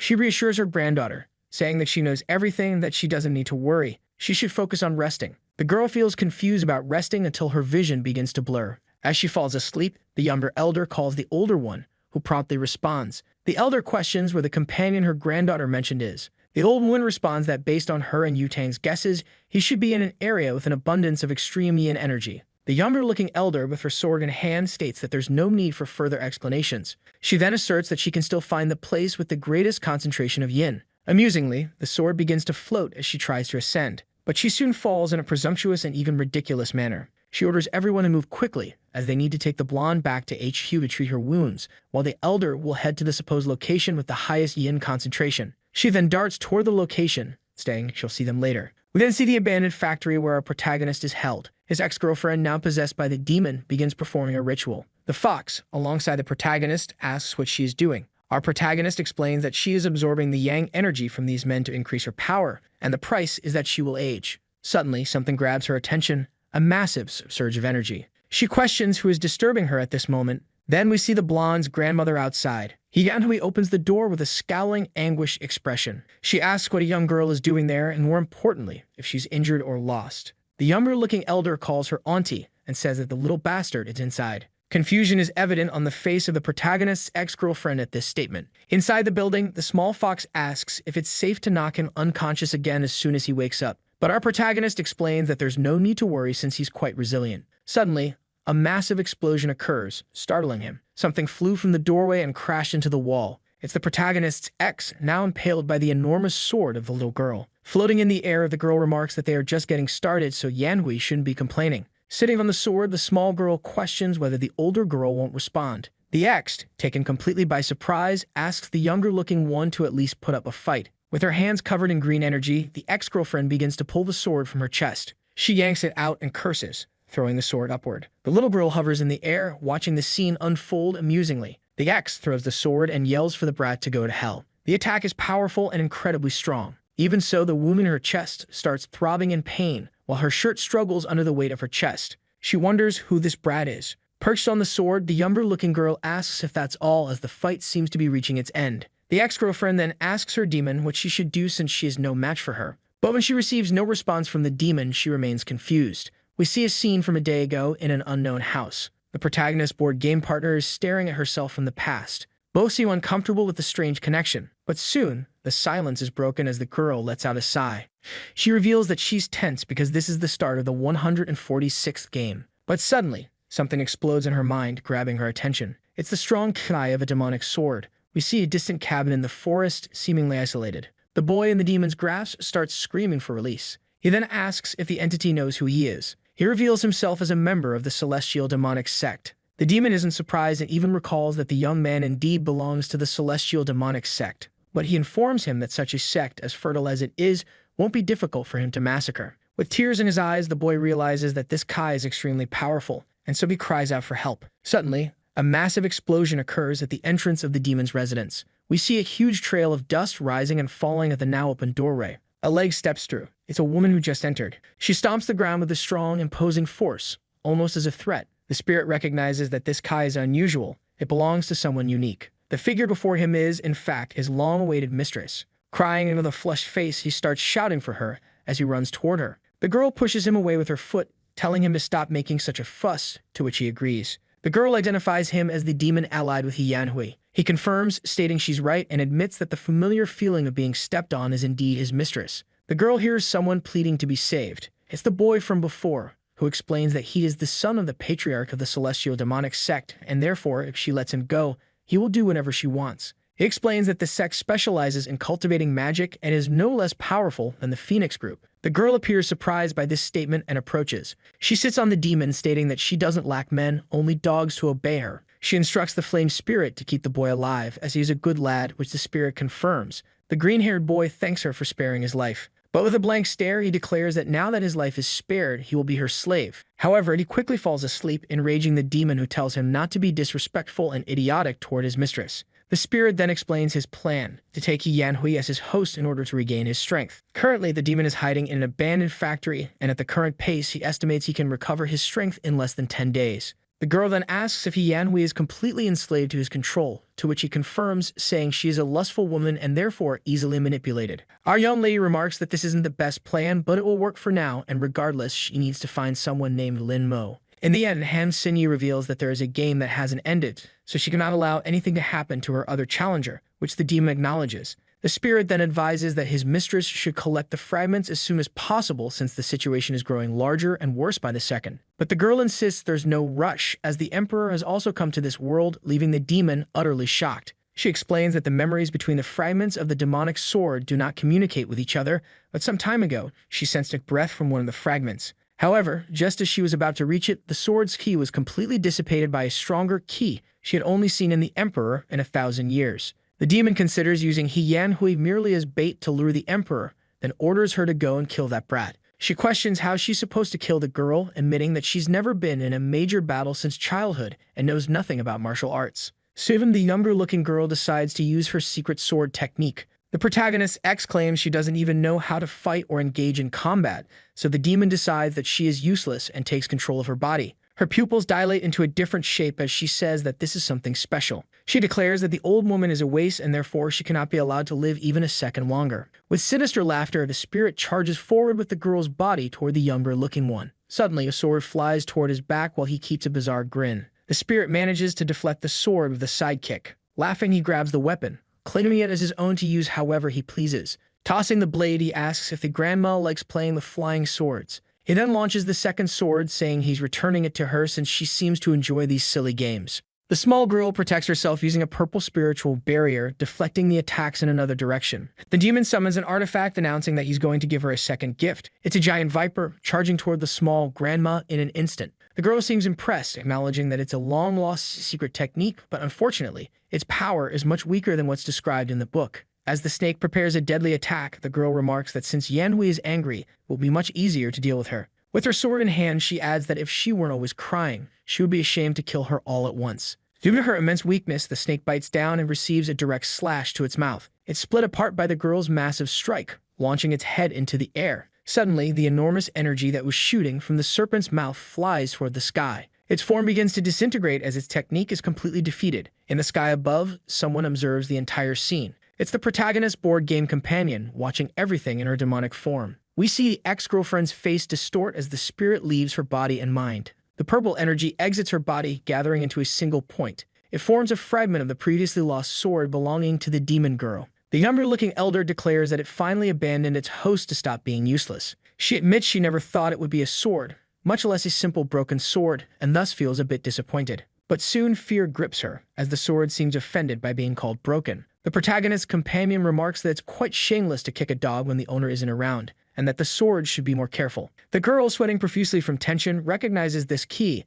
as belonging to a high-level underworld demon. Her breathing begins to falter and catch in her throat as she feels the overwhelming pressure. Slowly turning her face, she witnesses this terrifying scene. She struggles to regain her breath, feeling suffocated by the sheer power disparity. Staring up at the girl above her, the elder can only tremble at the frightening sight. The horned girl taunts her, saying she's shameless for daring to stare at her so boldly. Suddenly, with incredible speed, the demoness vanishes from above the elder. Holding her sword, she remarks that it's no wonder she was so hard to find since her kai was being suppressed by the seemingly older girl. The elder attempts to use her purple energy to fend off the attack and defeat the demon girl. She uses the 8th level Taoist sealing technique, causing pink bands to start wrapping around the demoness's face and body. But through those bands, a clear look of menace is visible, one that belongs to someone vastly superior to that technique. As the spell nears completion, the bands begin to change to a deep orange hue. The nails anchor into the ground, finalizing the invocation of her sealing technique. The elder uses the power of the body she possesses to borrow the 10,000 talismans of the 8 directions.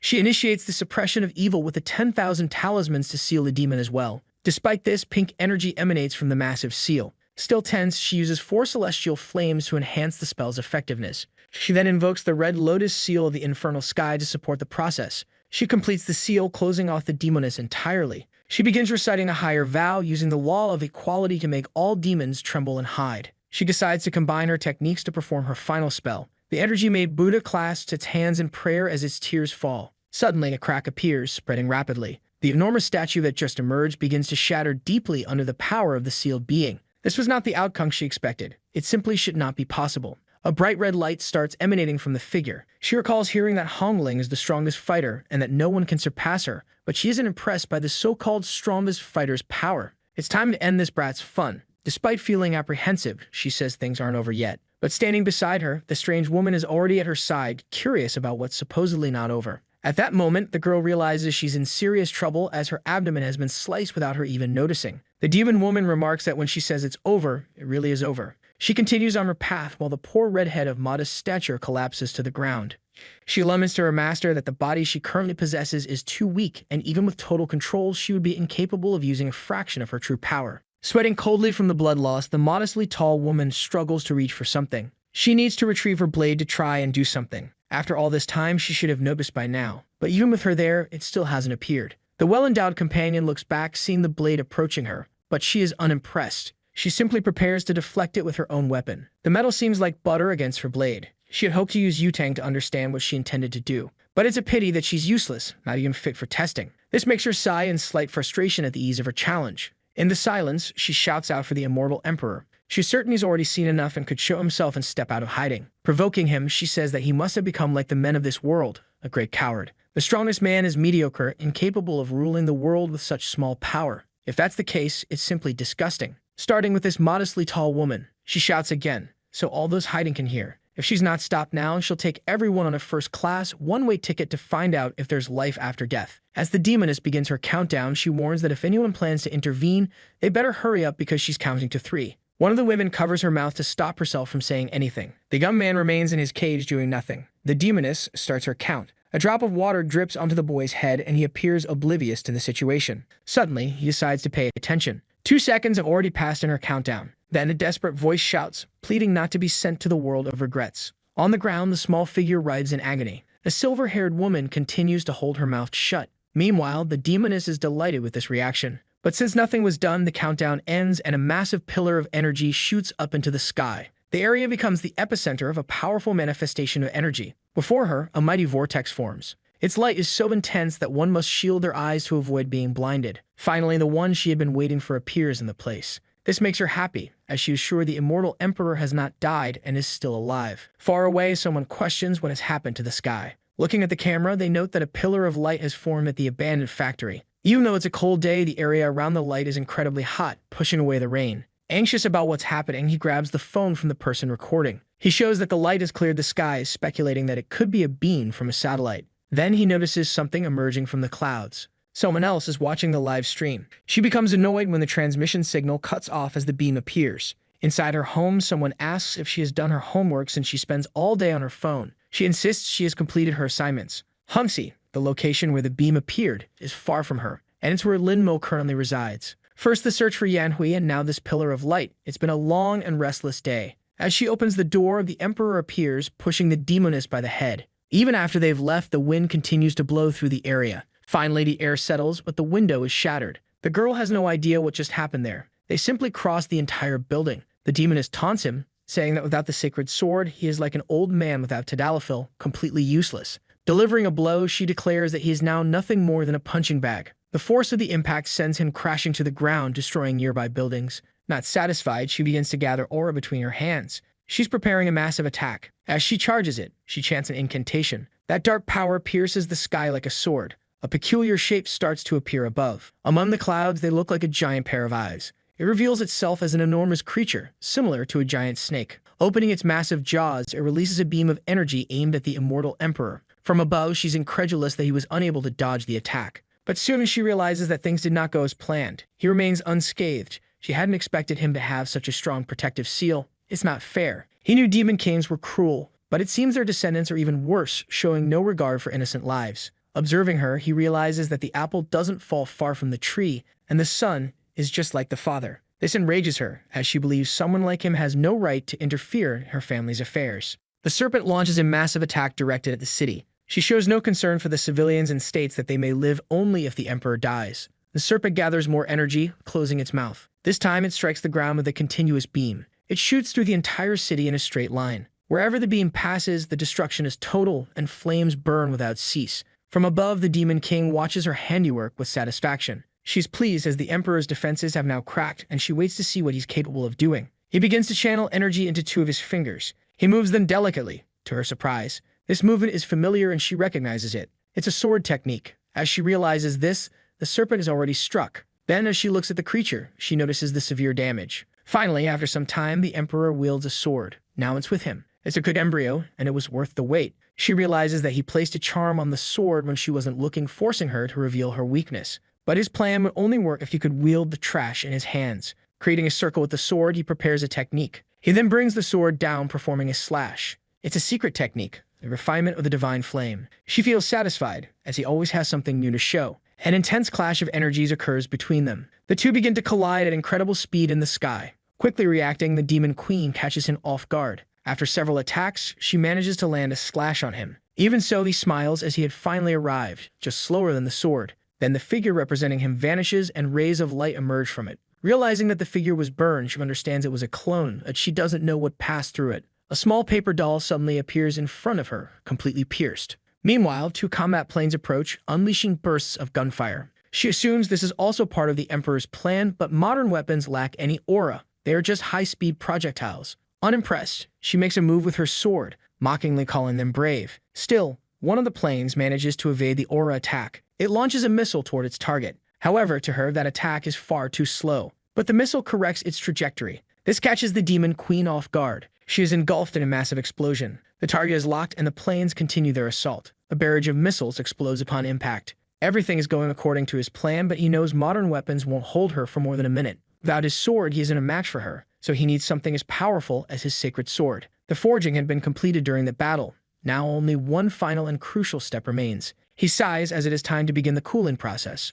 With little fuel remaining, the planes prepare to return to base. Suddenly, an eruption occurs in the city's ground. A massive, shapeless hand rises toward the sky. It grabs one of the planes. Over the radio, the pilot warns the others to get away as quickly as possible. The other plane attempts to evade the hand, but it is struck as the hand uses its companion as a weapon. An eyeless creature appears, roaring furiously. The creature is colossal, dwarfing the nearby buildings. From above, the Demon Queen declares that this is what happens when they interfere in her fight. Now they all must die. Someone informs her that the beast is a roaming source of spiritual energy, a perfect opportunity to eliminate the Emperor before he completes his plan. But from above, something catches her attention. It distracts her, drawing her focus. A small child is crying, searching for his father. As he cries, he says he's very scared. While he shouts for his father, one of the creature's claws moves toward him. It's only a moment away from turning him into a splatter. The Demon Queen watches closely. The little boy continues crying, unaware that he's about to become a sandwich filling. This scene makes her close her eyes as she recalls something. She remembers when she was also small, searching for her father. With all the destruction, the city is in chaos and all the exits are blocked.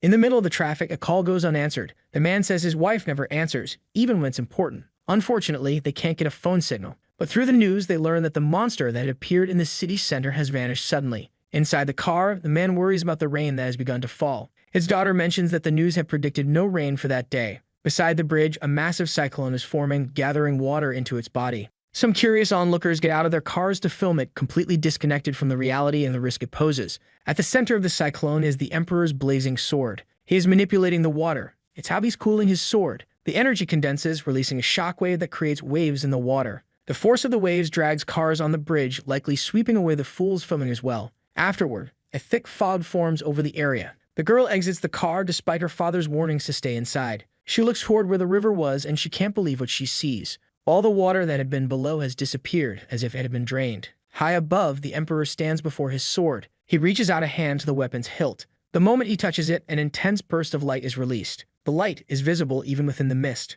The energy released is so powerful that the fog is immediately dispersed. Now the blade he's been preparing is ready to strike down the unprepared. He looks at the fruit of his effort. It had been a long wait. In the mist, the Demon Queen states that he has been playing the fool while holding a child's hand. She says she wasn't waiting there for him. The little kid smiles because he's finally found his irresponsible father. They embrace and the Demon Queen tells the adult to get out of there because it's not safe. She doesn't like dragging out fights, so she plans to end this quickly, just as they did in her previous life. The Emperor agrees with her. Positioning her sword above her head, she begins chanting an invocation for a powerful barrier spell. Not to be outdone, the Emperor also summons an entity, but his is adorned with sacred colors. She swings her sword, launching a dark attack. The Emperor responds with an attack that resembles a Shaolin hero's energy. The energies clash violently in the sky. This is what she was waiting for, and now that he has his sword, there are no excuses when he loses. Placing his fingers in front of his face, the Emperor begins a prayer. Markings appear on his face and the sword he created disintegrates. Observing this, the Demon Queen realizes he's using a forbidden sword technique.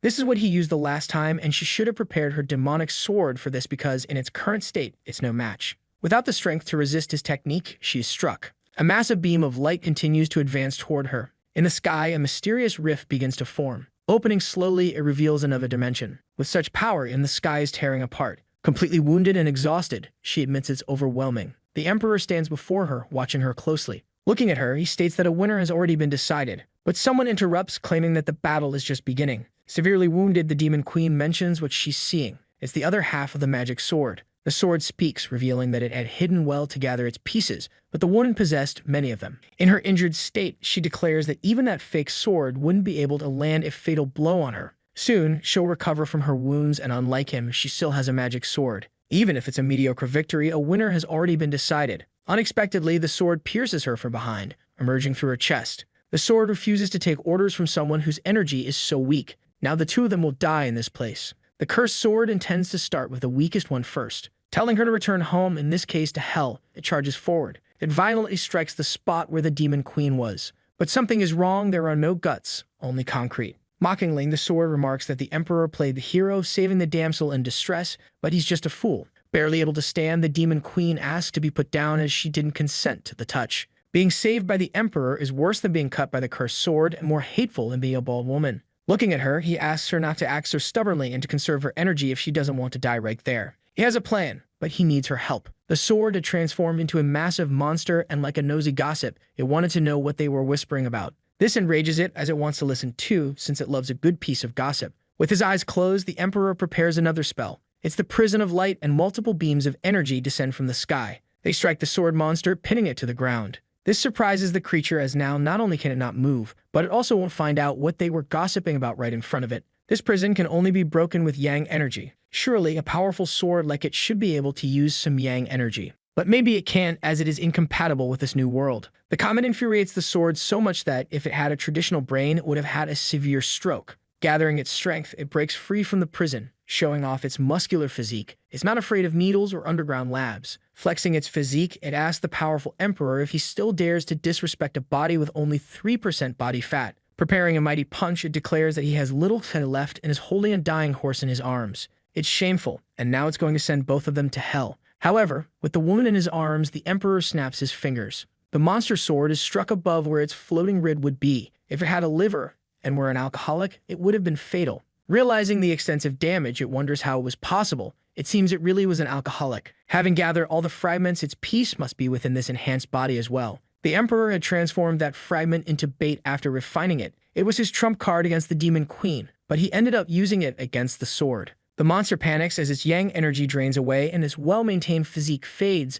leaving its veins empty. Now it's time for the Demon Queen to do her part. To the sword's displeasure, she begins absorbing its energy. Returning to its thin and frail state, the sword is desperate, as it longs to regain its former physique. With a crack appearing on its blade, it curses them both. She was right. The yang power sealed within the sword still remains in his body. Now is the time for them to settle their differences. A massive tongue falls in front of them. It's the beast of chaos, and the sword rejoices, believing that the gods haven't abandoned it. Pleased, it wishes the two of them good luck in dealing with this monstrous creature now. Looking at the Emperor, she says she's done her part as agreed, and now she wants to know the next step. He looks up at the sky carefully. The next step is to fix the crack in the sky. But she's a demon. She's only learned destruction techniques. Repair is not her forte. He releases her, telling her she can leave as he can handle it alone. He just asks her to remember what she promised him. Faced with the problem, he brings his hands together and his eyes begin to glow. Separating his palms, a small source of energy appears. He releases it toward the creature, commanding it to return to the other side. As he orders the rift to close, the creature is pushed back. Immediately, the crack in the sky begins to seal.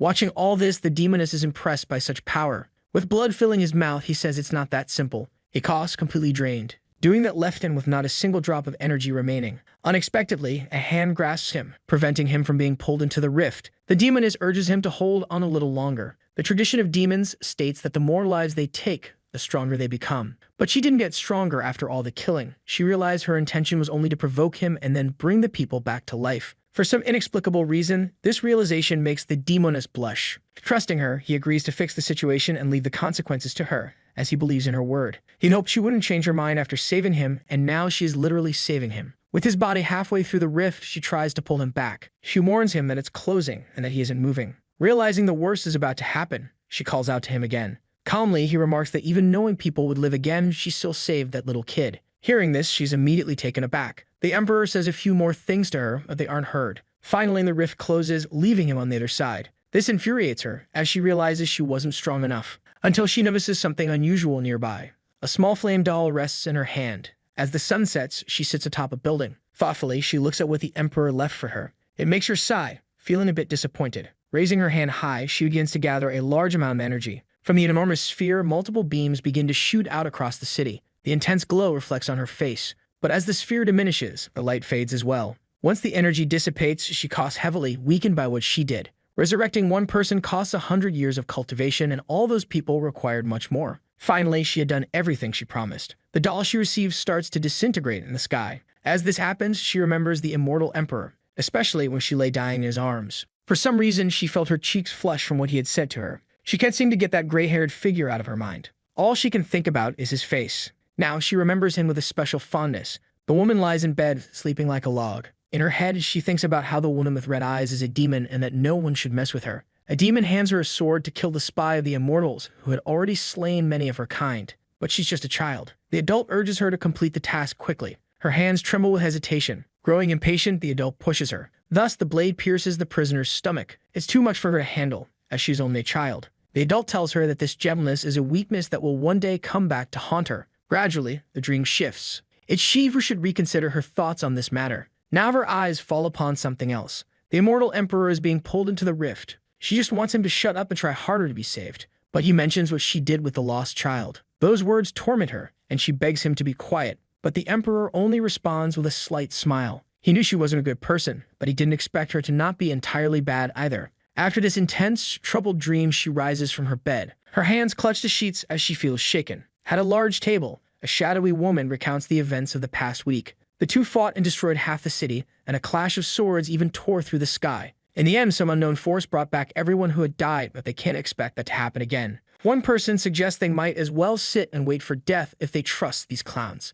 Yang Qianyu questions what else they can do, decides nothing. The Saint Yachi finds it hard to believe that a sword slash could split the sky and open a rift. The sword saint feels embarrassed by this narrative, as she's unaware of any such technique. Lag Sinren tells her not to feel that way, as no immortal could create a hole in the sky. The guy who's into body modifications mentions that old man Zhao was wiped out with a single blow, and they wouldn't stand a chance either. Yutang, with her ample attributes, asks her grandmother if the people there had gathered just to complain. Grandma Bayan tells her granddaughter to be more polite, as she has already spoken with another elder about how they plan to handle this issue. Since ancient times, her clan has overseen the oracles, the arms of the divine path that govern the world today, defending the righteous way and eliminating heretics. But the oracle left an enigmatic message. They must drink this tear and do what is right, and they sealed it without knowing its effects. The blonde wants to know what this tear has to do with them and their plans. Her grandmother recalls that when Yutang arrived at the temple, she had so many wounds that her chances of survival were slim, which makes Yutang ask how she's still breathing. The seal they had placed broke, and its contents fused with her. She is now the daughter of destiny from the heavens.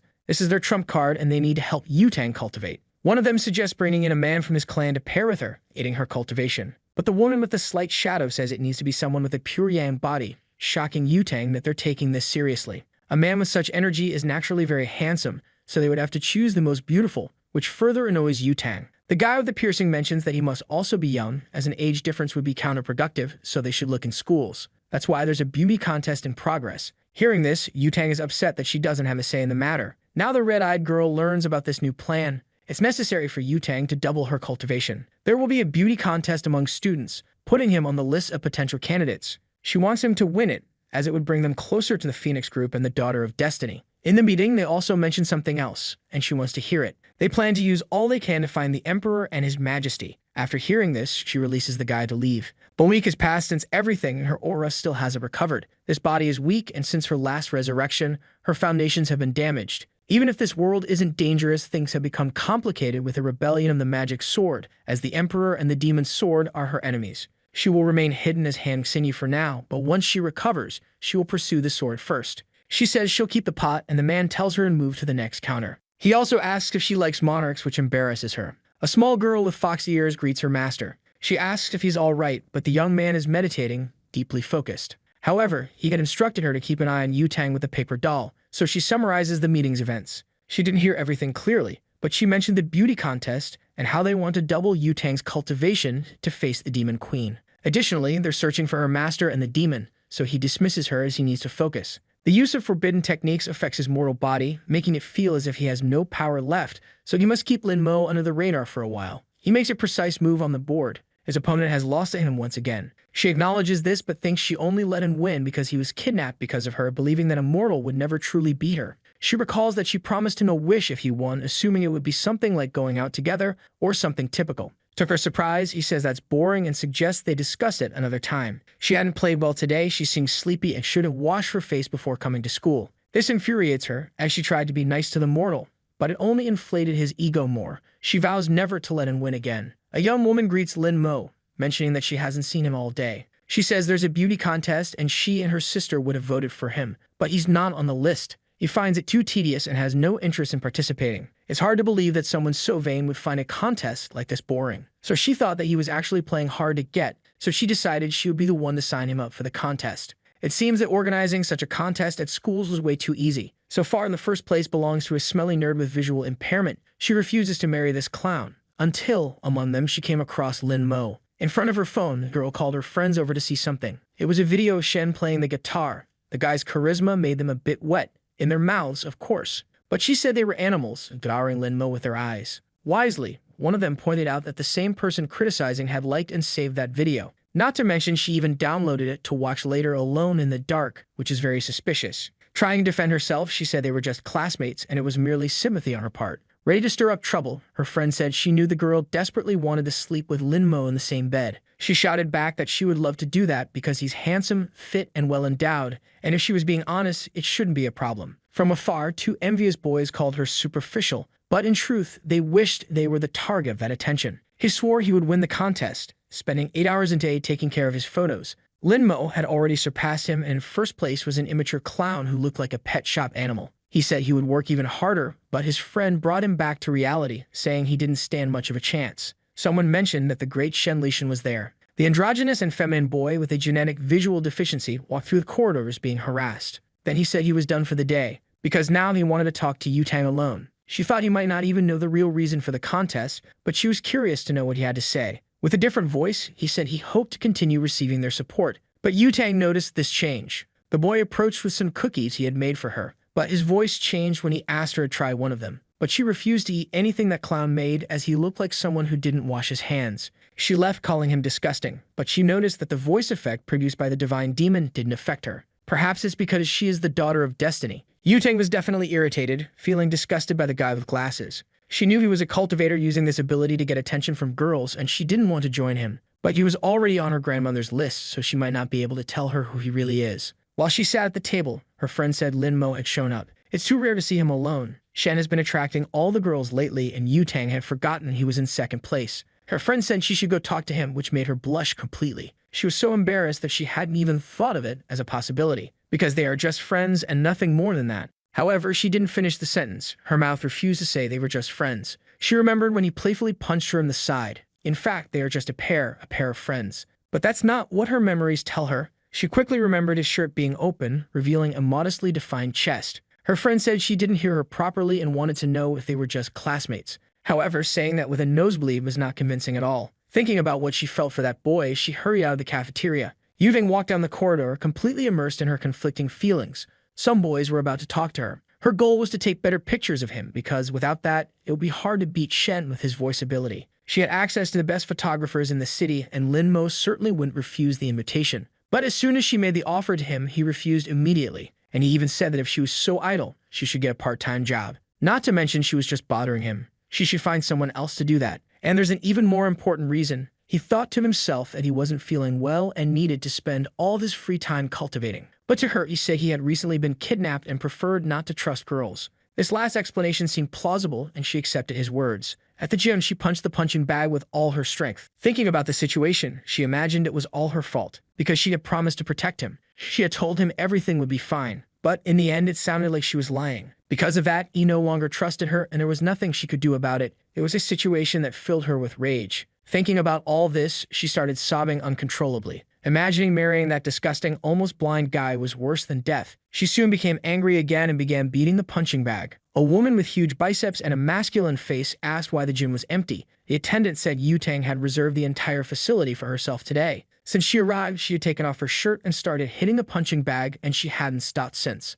A wealthy girl who paid for this, and she's just a student. She had wanted to fight someone for a while, and this was a good opportunity. The guy said it was a bad idea because the little girl was angry with life. But the woman said she didn't care and even suggested giving the girl her money back because she didn't mind. Approaching her, she said the girl wasn't bad but lacked endurance, and she introduced herself as the personal trainer of the gym, Ha Yun. The girl told her to leave, otherwise she would beat her up. Full of attitude, the juice-drinking friend said if the little girl didn't keep her promise, she would be a big coward. Outside, bystanders watched as her body flew out of the first-floor window. As if that wasn't crazy enough, the blonde girl jumped through the window, ready to fulfill her promise of beating that woman up. No one knew why they were fighting, but it looked more like a one-sided beating. Her mask had fallen off, and the person begged the young cultivator to spare her life. Removing the mask, she wanted to know why she was wearing it. She had a scar on her face, and the blonde said it didn't make any difference. She was teased either way. However, she still had unfinished business and hoped to beat her up as promised. She promised that if she touched her again, things would be different, and she would end up with a cement block at her feet living with the fish.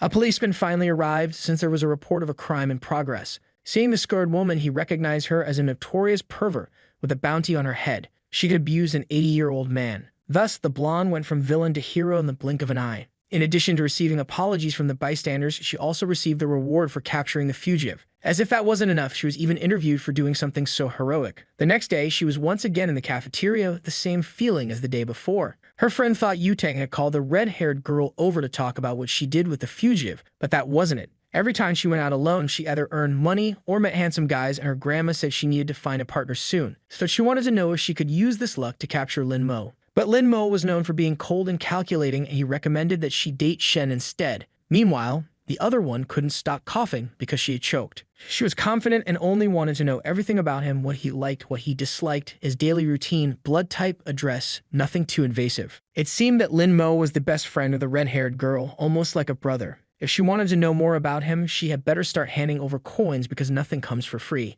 This made the blonde smile at her audacity. If she said something useful, she would get 500,000 yuan. But if she talked nonsense, the redhead didn't even listen and said she was a woman of her word. Pulling something out of her bra, she said there was no turning back now. All those notes were related to his habits and interests, which she had been collecting over time. Now the blonde found herself overwhelmed with material to decipher. However, there was one thing she could confirm in advance. Every day at lunch, he didn't eat in the cafeteria. He got his meal and disappeared. But the blonde had already noticed this too. A friend said he played chess on the terrace with a girl every day. As soon as she heard it was a girl, the blonde felt a wave of jealousy and wanted to know who this bold person was. Pointing to where the food was, she said the girl was right over there. So the blonde turned to see who it was, as she had never heard of anyone playing chess at the school. It was the red-eyed girl, Han Sinyi. Upon seeing this, the blonde became even more surprised. She hadn't expected that. Then, looking at her, she remembered something. She was dead, she kept saying and repeating it. Because of a stupid game, she was ignoring her friend's life. Her friend told her to be careful because Han Sinyi was a strong competitor, but the blonde said they were friends. At least they were that once. Sitting on the terrace under the cloudy sky, she said he had finally arrived. He said the weather was bad and that there were plenty of empty rooms. They didn't need to stay on the terrace. But their battle started on the terrace, and it would end on the terrace. She asked if it scared him, but he said she was joking and mentioned the forecast for that day predicted rain and snow. So he was worried that a certain girl would get all wet and attack him with her ample, juicy, and abundant arms and attributes. Not to mention that he was recently kidnapped and he doesn't trust girls, but she threw her coat at him so she wouldn't have to apologize if he felt cold in the rain. Lin Mo looked at the coat in his hands. While his colleague watched him, her cheeks flushed. He remained alert, thoughtful. Meanwhile, the girl turned her face, somewhat annoyed. He wouldn't wear that coat, but she told him to put it on quickly so he wouldn't have to apologize later when he lost. He would only stay there to avenge yesterday's defeat. Next time the weather was bad, he wouldn't come to the terrace. As for her, she just didn't want to be misunderstood. He said the sleeves were short, but it wasn't tight, so she boasted that her bust size was 36. But immediately he asked what number that was, leaving her embarrassed.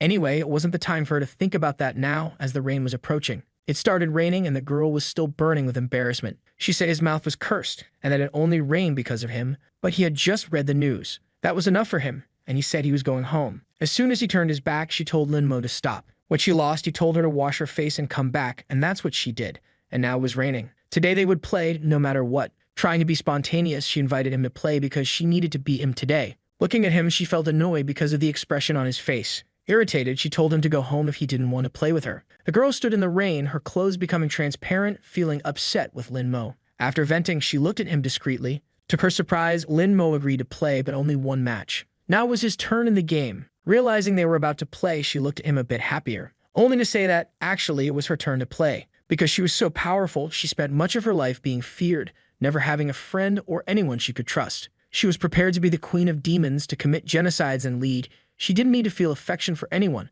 but she managed to feel that in this world. Someone who accepted her spontaneous invitations. Someone who wanted to do things she liked to do in her company. For the first time, she felt joy in doing something like that. He sneezed, and the little girl wanted to know if her master was okay. He said he was fine and wanted to know how the Dark Gate was doing. Everything was fine. She had published all the Sinan she had received from him, and 8 had already been sold. That way, there would be compasses for her to find yin energy, so the demonic sword wouldn't dare to be so aggressive. She should hide everything related to cultivation at home until the wall that was destroyed could be repaired. Suddenly, a woman appeared, calling him by name. She wanted to know what he had done with Yutang, as she had received several gifts from her, and the girl said she wanted to talk to him. Lin Mo said he had done nothing and hoped she would knock on the door next time. But they had guests, and she wanted him to go downstairs to greet them, but it would be a hassle for him, and he needed to take a bath. This upset her because Yutang was after him and he ignored her, but a marriage between them would be excellent for his family. She returned and asked the blonde to wait because Lin Mo was taking a bath to look even more handsome. The woman said she, her husband, and her son needed to leave and the blonde could stay with Lin Mo,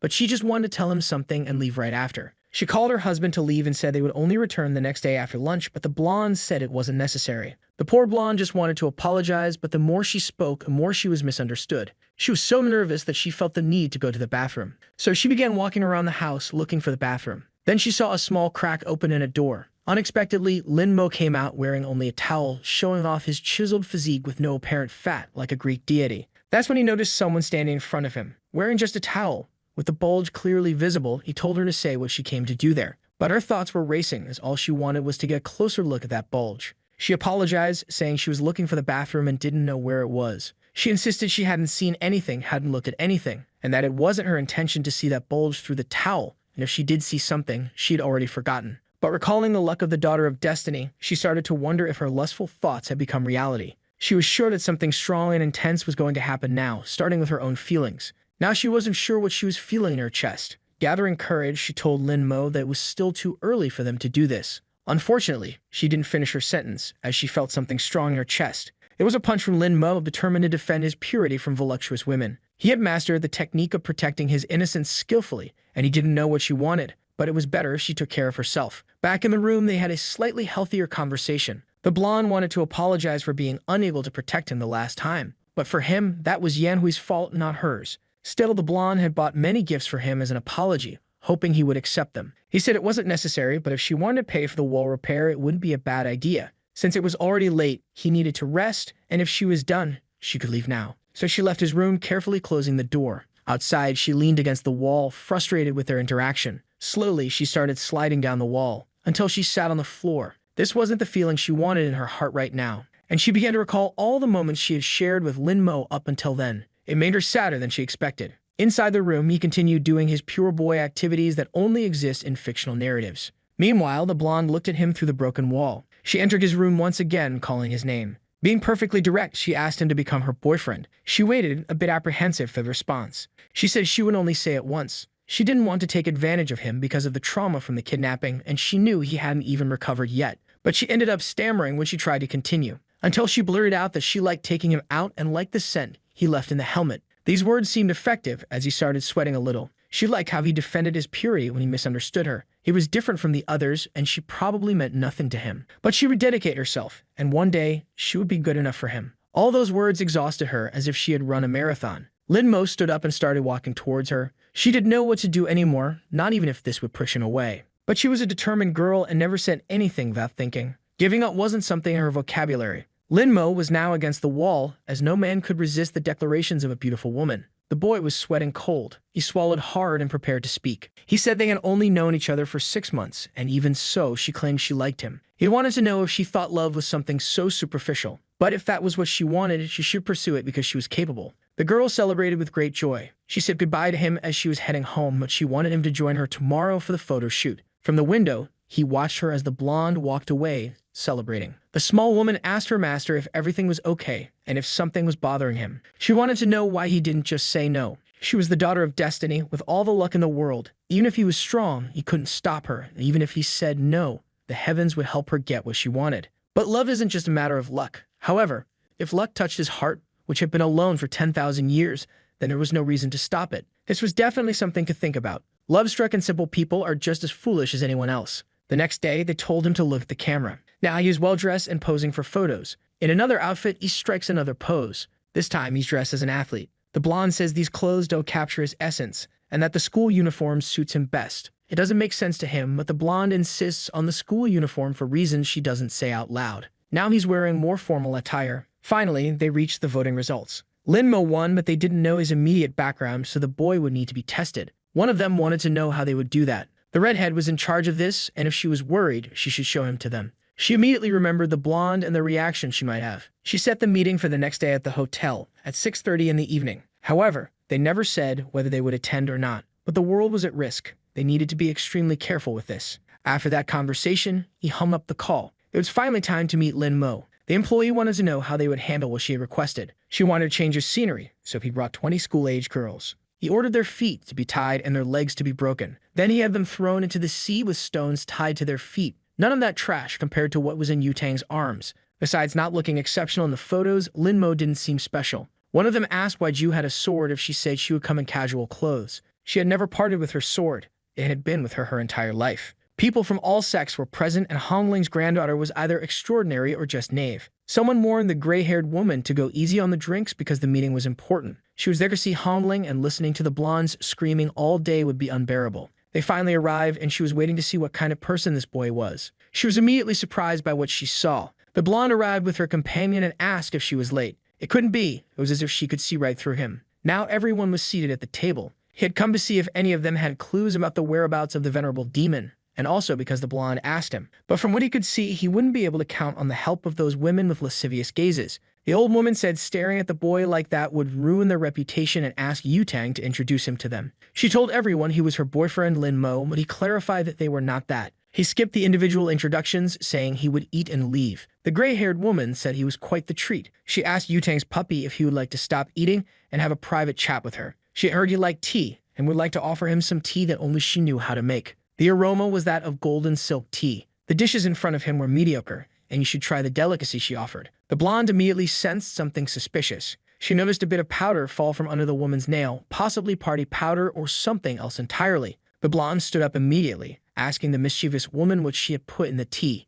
In her defense, the slay one said that a lady from the Xiao family shouldn't tarnish her innocence over something she didn't do. She claimed she hadn't put anything in the tea, and if she did, she would cut off her own head and present it as a gift. But if she hadn't done anything, she demanded to borrow her boyfriend for a few days. Hearing this, the blonde was filled with rage, genuinely furious. Approaching her, pressing her own attributes against the others, she dared her to repeat those words if she had the courage. She was certain the tramp had done something, but perhaps it was just provocation. So she told Lin Mo he shouldn't drink what the woman offered. The other woman insisted that it was up to him to decide what he did or didn't do. Whispering to her, she said that no one in the immortal world knew her true identity, and she was willing to reveal it to everyone. The gray-haired one warned the girl to be careful, as it was by her mercy that she had lived so long. The boy realized that she and Yu was quite the troublemaker and wondered if all female cultivators were like that. Once again, she asked if he would like to have some tea, and indeed it seemed like she had put something in it. It was colorless and odorless, but he felt a strange energy, a kind of venomous parasite, one of the most difficult to distinguish. He couldn't even differentiate them, which is why such a crude method had lasted for so long.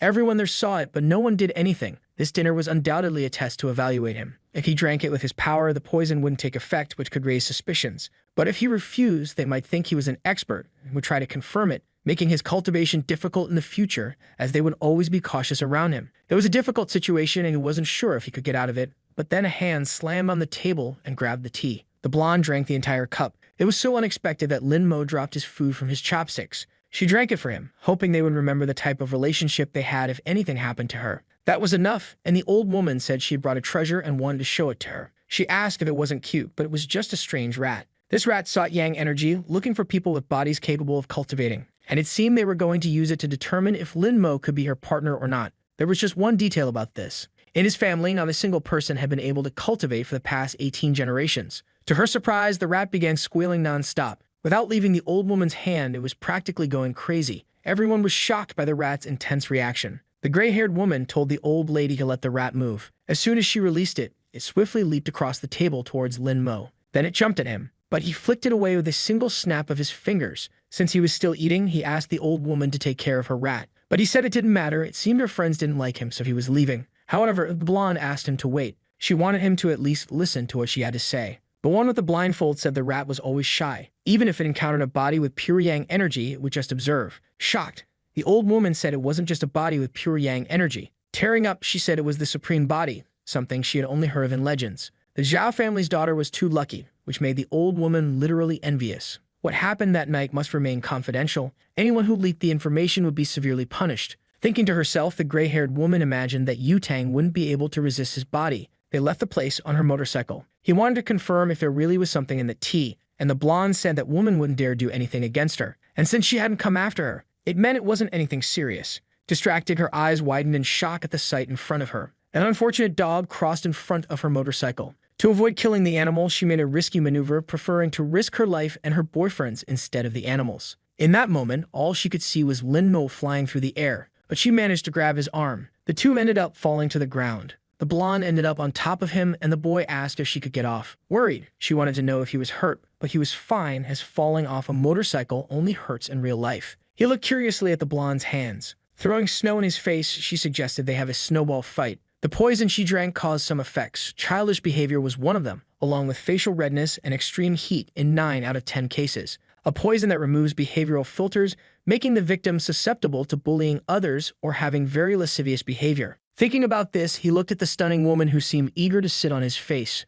So he agreed to play for a while, as long as they didn't take too long. It reminded him of the past, when he was asked to play all day. Normal people could take a break, but as a cultivator, he shouldn't. She knew that with demons around, he wouldn't do that. In fact, she had been waiting and waiting for him all this time. She was upset. He still wasn't an immortal emperor, but the elders said he had the potential for it. The girl wanted to know how long it would take him to reach that status. Until he attained immortality, lived in paradise, became an emperor, and defeated the demons. Anxious, she really wanted to know how long it would take. 1,000 years, 10,000 years. If that were the case, it was possible the world would end long before. Besides, it was possible he would never marry a mortal like her. All she wanted now was for him to dedicate half an hour of his day to play with her in the snow. After that, she apologized for putting him in a difficult situation. She told him to go on and be the hero he wanted to be. Perhaps in the next life, they could meet again. Who knows? Because she will keep bothering him to enjoy the snow with her. The monstrous sword says this generation of cultivators is foolish. He shouldn't have given that place to weak mortals. Since the Demon King doesn't care, he's going to destroy that place.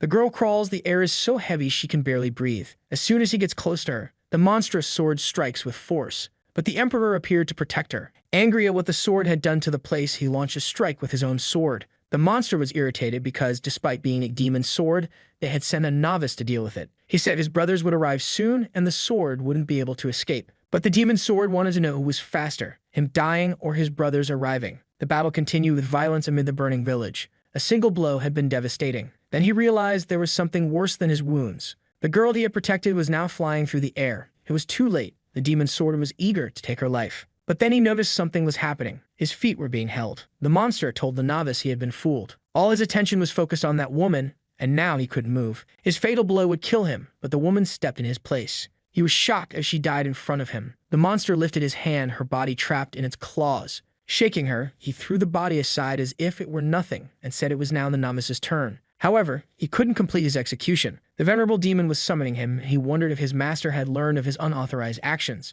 Furious, the emperor demanded to know if he was a minion of the venerable demon. Whether he was or not, it was too bold of the novice to ask him that. He should be grateful to the venerable demon because, thanks to his call, he was now a hero among immortals. He turned to Ying as she was in shock and asked if she was okay. Barely able to speak, she said the boy had returned. She wanted to know if it was really him, as she could no longer see anything. Crying, he told her it was indeed him, asking her to hold on a little longer because his brothers were on their way. But she couldn't take it anymore and asked him to listen. Behind the bamboo forest at the cliff's edge, he would have to go alone, but she hoped that in her next life she could accompany him. Her last words to him were an apology. The fire continued to consume the forest amid the emperor's mourning. The future demon king told her father that the sword was problematic and that it was only a matter of time before bigger consequences arose. He couldn't continue to shelter something so problematic. He should learn from her. It wasn't bad to kill and destroy. But her father simply gave her a harsh slap across the face. Killing insignificant people or killing bandits is the same thing. Her weakness would cost everything their ancestors fought for, and perhaps she wouldn't be the next venerable demon. He remembered her requests as it was snowing, and how he never had time for that, until his eyes met something. Looking at the moon, he recalled what she used to say, that if he kept practicing, his hair would turn gray. His memories made him cry, grieving. She told him to be a hero so they could meet in the next life. Now the one standing before him was the blonde. but he remembered the promise of his first love, that she would keep bothering him to play in the snow with her. All he wants now is to stop lamenting and not continue making the same mistakes. The blonde looked at the screen puzzled. She ended up encountering something unexpected. She needed to read it carefully. Wei Qin had attempted to take her own life and succeeded. She mourned for this woman. Soon after, another message appeared on the computer. The person wasn't well and was canceling that gaming team. Now she was furious with Han Xinyi. All of this was undoubtedly her fault. If it weren't for the blonde, she and Xinyi wouldn't have ended up in this situation. Almost losing consciousness, she lamented for Wei Qin. Meanwhile, the ominous woman wanted to know what would happen if the blonde ceased to live right there. But she apologized as she hadn't imagined her family would put so much pressure on her because of a tournament. Then another person appeared before her saying that it wasn't true. It wasn't just about the game. She wanted to know how Han Xinyi was there. Stabbing a knife into her chest, she asked if she really wanted to know how. If that was the case, she should think carefully about it. The truth about the matter. She was sure the blonde would find the answer eventually. Slamming her hands on the desk, the blonde asked her to wait. But now she was alone in the classroom. The blue-haired girl appeared and said it was lunchtime, asking if the blonde had eaten. Approaching her, she wanted to know where Lin Mo was, and the girl said she knew that question would come up, so she prepared in advance. He was on the terrace and wasn't alone. This made her jealousy grow. Seeing that the blonde was leaving, she asked her not to get into trouble. She didn't want to believe that someone like Xinyi was interested in someone the opposite sex. Besides, she had never heard her say anything about it. She wanted to see with her own eyes what they were doing up on the terrace. Her eyes were in shock. Apparently, it was true what people said. The two were there playing chess. She approached the girl and said that everyone at school knew she liked Lin Mo, but it seemed like she was unaware of it. But the girl replied that they had been playing there every day since they met, and everyone at school knew that, except for her. The blonde was deeply irritated. Since she was there, she had something to ask her. Something related to her older sister. But the brunette said the question made no sense because neither she nor the blonde's older sister had anything to do with her now. She knew she was at fault, but she just wanted to know why she hated her so much. The brunette stepped even closer to her. Staring directly at her, she said the blonde knew nothing. Curious, she wanted to know what she didn't know and asked her to tell her right away. If she cared so much for Wei Qin, she should search for herself. With her current strength, it shouldn't be difficult. The blonde said that if this was a bad joke, she would make her regret it. Touching Lin Mo's shoulder, she asked him to come with her. He could play with her, as she was good at it too. But the brunette held the blonde's arm while she did, leaving Lin Mo and the blonde perplexed. She didn't want their chess tradition to be broken and said the blonde was being too friendly with him. So if the blonde said she was his girlfriend and wanted to know what the brunette was, and she replied that she was the only one at his level in that game. Standing up, he said he didn't belong to anyone, and if they intended to talk, he would leave. Before he could leave, the blonde grabbed his arm. If he was going, he would go with her. Finally, he told Yutang that she was being very childish. She told him he could go and tell the teacher then. But the blonde didn't know why she felt this way every time she saw Lin Mo in that woman's company. Then Xinyi grabbed her arm. This immediately sent the blonde into a fit of rage. It was the second time she had grabbed her like that. The brunette wanted to know if that was a problem, as she didn't care at all. Furious, the blonde said she had already told her that she liked Lin Mo. Burning with jealousy, she wanted to know if she was trying to steal him from her. The brunette said she was tired of the blonde harassing a boy like him. Manifesting her aura, she said she wouldn't repeat herself, and the blonde had better let go of her immediately. This irritated Xinyi, as the blonde was just a daughter of destiny, whatever that meant. But the blonde's irritation kept increasing. Her aura grew even stronger as she was upset that an ordinary girl dared compete with an immortal. Thus, her energy manifested more and more. However, she started to get a peculiar feeling. Her hand was now embedded in a massive rock. It was as if she was facing an enormous mountain. She couldn't move a muscle and had no idea how that could be possible. Knowing the brunette for so long, she couldn't believe she could also be an immortal. Now she watched her with much more curiosity. Nearby, Lin Mo realized that things were getting complicated. He now doubted who Xinyi really was. After the incident, the blonde rode her motorcycle deep in thought. It didn't make sense for Xinyi to be a cultivator, but she would now focus on discovering the truth about what really happened. On the phone, someone told her they had obtained the recording she requested and that the incident involved, but she interrupted them, asking them to send the video immediately. Until then, there hadn't been anything suspicious in the recordings, and she hadn't suspected anything. Since her luck was increasing, that dream must have had a meaning, and now she needed to see it through to the end. Watching the video, she noticed something. It was the building near where the accident happened. In the recording, she could see Xianyu walking, and she recalled the veiled threat she had heard from her. Xianyu was attacking mortals again. This time, she wouldn't forgive her. Inside a club, some guys mentioned that it was a privilege to be with the immortal from the Yang family. Focused on her phone, she told them to interact with each other and not to bother her. It seemed her mind was elsewhere. From what she had researched, Lin Mo was an ordinary person, but she suspected his past might have been concealed. A supreme body of pure Yang energy. It made her furious that the blonde had obtained something so valuable. A loud impact struck the door. It was the blonde arriving full of rage. The blue-haired guy wanted to know what brought her there. She slammed her hand on the table with the recording. there was something she needed to ask Tianyu. The gray-haired woman said that her family members never changed and that the blonde never had manners. Then she ordered her lackeys to leave. Only the women and the blue-haired guy remained. The blonde wanted to know why she had been with the girl that day. She looked down cynically. She said she didn't know what the blonde was talking about. Since she didn't want to tell, the blonde decided to refresh her memory. In the past, Waikin was part of her team, and they had made it to the finals of the spring selection. The team they defeated in the final was called Heaven's Gate. The gray-haired woman asked if she was supposed to be impressed already. Angrily, the blonde ordered her not to lie. She knew that Tianyu was the leader of that team. Out of jealousy, she had injured Sini and killed Waikin. She did it just to spite the blonde and satisfy her sick pride. Tianyu placed a mocking hand over her mouth. She sighed after hearing everything. Then she started laughing uncontrollably. But the blonde, taking the situation seriously, asked why she was laughing. Tianyu said Yutang was really adorable. She then lit a cigarette patiently. Back then, she was bored and formed a team that ended up losing in the finals. She didn't know anything about the other team and only found out now that it was the blondes. But if she had known it was her on the other side, she certainly wouldn't have missed a second opportunity. The blue-haired guy said that the gray-haired woman came from a traditional family of immortals and wouldn't waste her time with such trivial matters. Since she had been bored back then, she just wanted to walk a little. It didn't mean anything. And she claimed not to recognize that girl. Being in the same recording as her was just a coincidence. Grabbing the phone from her hands, the blonde questioned if it was really just a coincidence. They entered the building together and Tianyu came out after Waikin jumped. That wasn't a coincidence. But the gray-haired woman said many people passed through there and assuming she had anything to do with it was premature. However, if the blonde wanted to fight, she could go ahead as she wasn't afraid of her. This time, she would take it seriously and wouldn't hesitate for a second, so it was best for the blonde to leave before she got angry. Furious, the blonde kicked a nearby object. She told the woman to repeat what she said, and the blue-haired guy had to restrain her. He told her he would spare her today as a symbol of gratitude to her father. But as soon as she found the evidence she needed, she would destroy her and her entire family. After saying those words, she began to leave. The blue-haired guy said Yutang was too impulsive, but what she said was serious. With a cold look, the gray-haired woman asked if he didn't believe her. That wasn't what he meant, but it had been a turbulent year, and it wasn't wise to upset the family that supported them the most. Continuing to smoke, she told him he could go and that he didn't mean to wait for her. So he left, commenting that they were all rude. The girl remained alone in the room with her cigarette. Making a call, she ordered them to find out who leaked the recording and to kill the person responsible immediately. After saying this, she slammed her phone on the table. Indeed, she invited the blonde, but she didn't mind killing a few mortals now and then. This time, she would do it simply, brutally, and without scruples. She's determined to kill the blonde once and for all. At a restaurant, he looks at the attendant. She seems to be showing him the options available. Looking at the fried crabs on display, Lin Mo says that's what he ordered. Hearing what he said, the girl confirms that's correct. Lin Mo wants to know why he received something different then. She explains that it's a special menu prepared by the blonde and the cook had never seen so many refined ingredients before. To Lin Mo, it's completely unnecessary. Standing nearby, the blonde, visibly upset, said as she heard what he said. She explains that it's a delicacy from far away and she'd like his help identifying the ingredients.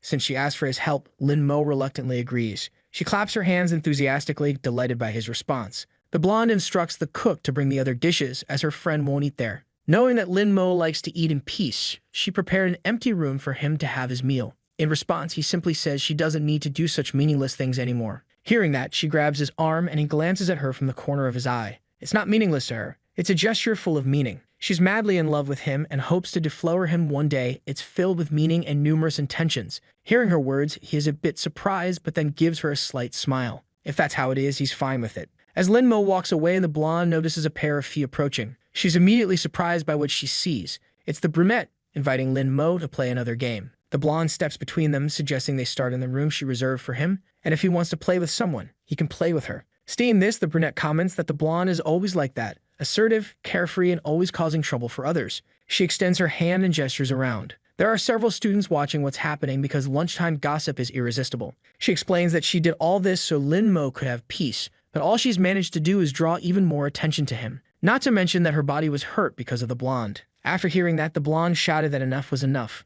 She shooed the onlookers away, telling them they had nothing to gain by watching and didn't need to stay. After that, she sighed deeply. She finally admitted that she had analyzed her problem with her older sister and knew it had caused her pain. She was aware she had caused trouble for her and understood why she was hated. There was no way she was handing Lin Mo over to her rival. Nor did the brunette want to give up her chess partner. As the two argued, Lin Mo announced that he was leaving. The truth was he was deep in thought about the brunette's nature. Seeing him leave, the blonde tried to get him to stay. However, the brunette extended her arm in front of her. She asked her not to cause more trouble for Lin Mo. Yutang said she didn't care, she was a cultivator too, but she shouldn't use the game as an excuse to stay close to him. If she liked him, fine, but she shouldn't interfere. However, she was getting close to Lin Mo just to take revenge on the blonde and hurt his feelings. Things would get complicated for her. But that wasn't the case at all. Completely blushing, the brunette said she didn't like him. They were just chess partners, nothing more. Hearing this, the blonde let go of the brunette's collar. Since she was being honest and had good intentions, the blonde would let it go. She made it clear that the brunette was no competition for her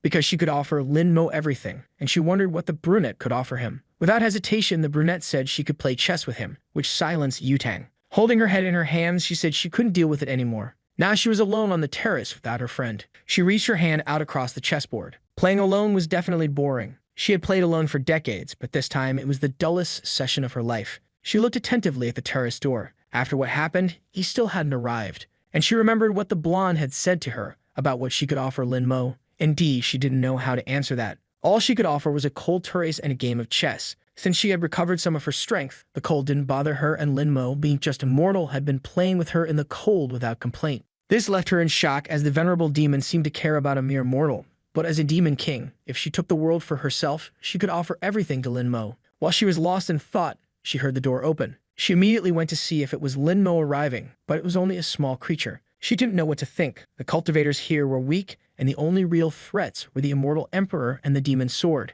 Leaning on the railing, she thought some more. In thousands of years, she had never felt this way, anxious, and she wondered if he had gone to the room Yutang arranged. She figured that young people of this era were sensitive, and that maybe he had gone there because of what happened earlier. However, she didn't know why she was thinking about him so much. He was just a chess partner. What the blonde said had made her think. She didn't like him, and she hoped Lin Mo didn't misunderstand her feelings. But she decided she would explain herself soon to avoid any misunderstandings about how she felt. When he answered the phone, she introduced herself. He said he knew she was a good girl and would find someone better, then hung up the call. That was definitely not what she expected. Throwing the phone on the ground, she muttered that he should listen to people before jumping to conclusions. So the video ends here. If you don't want to miss the next part, activate the notification bell, and see you next time on Tob's channel.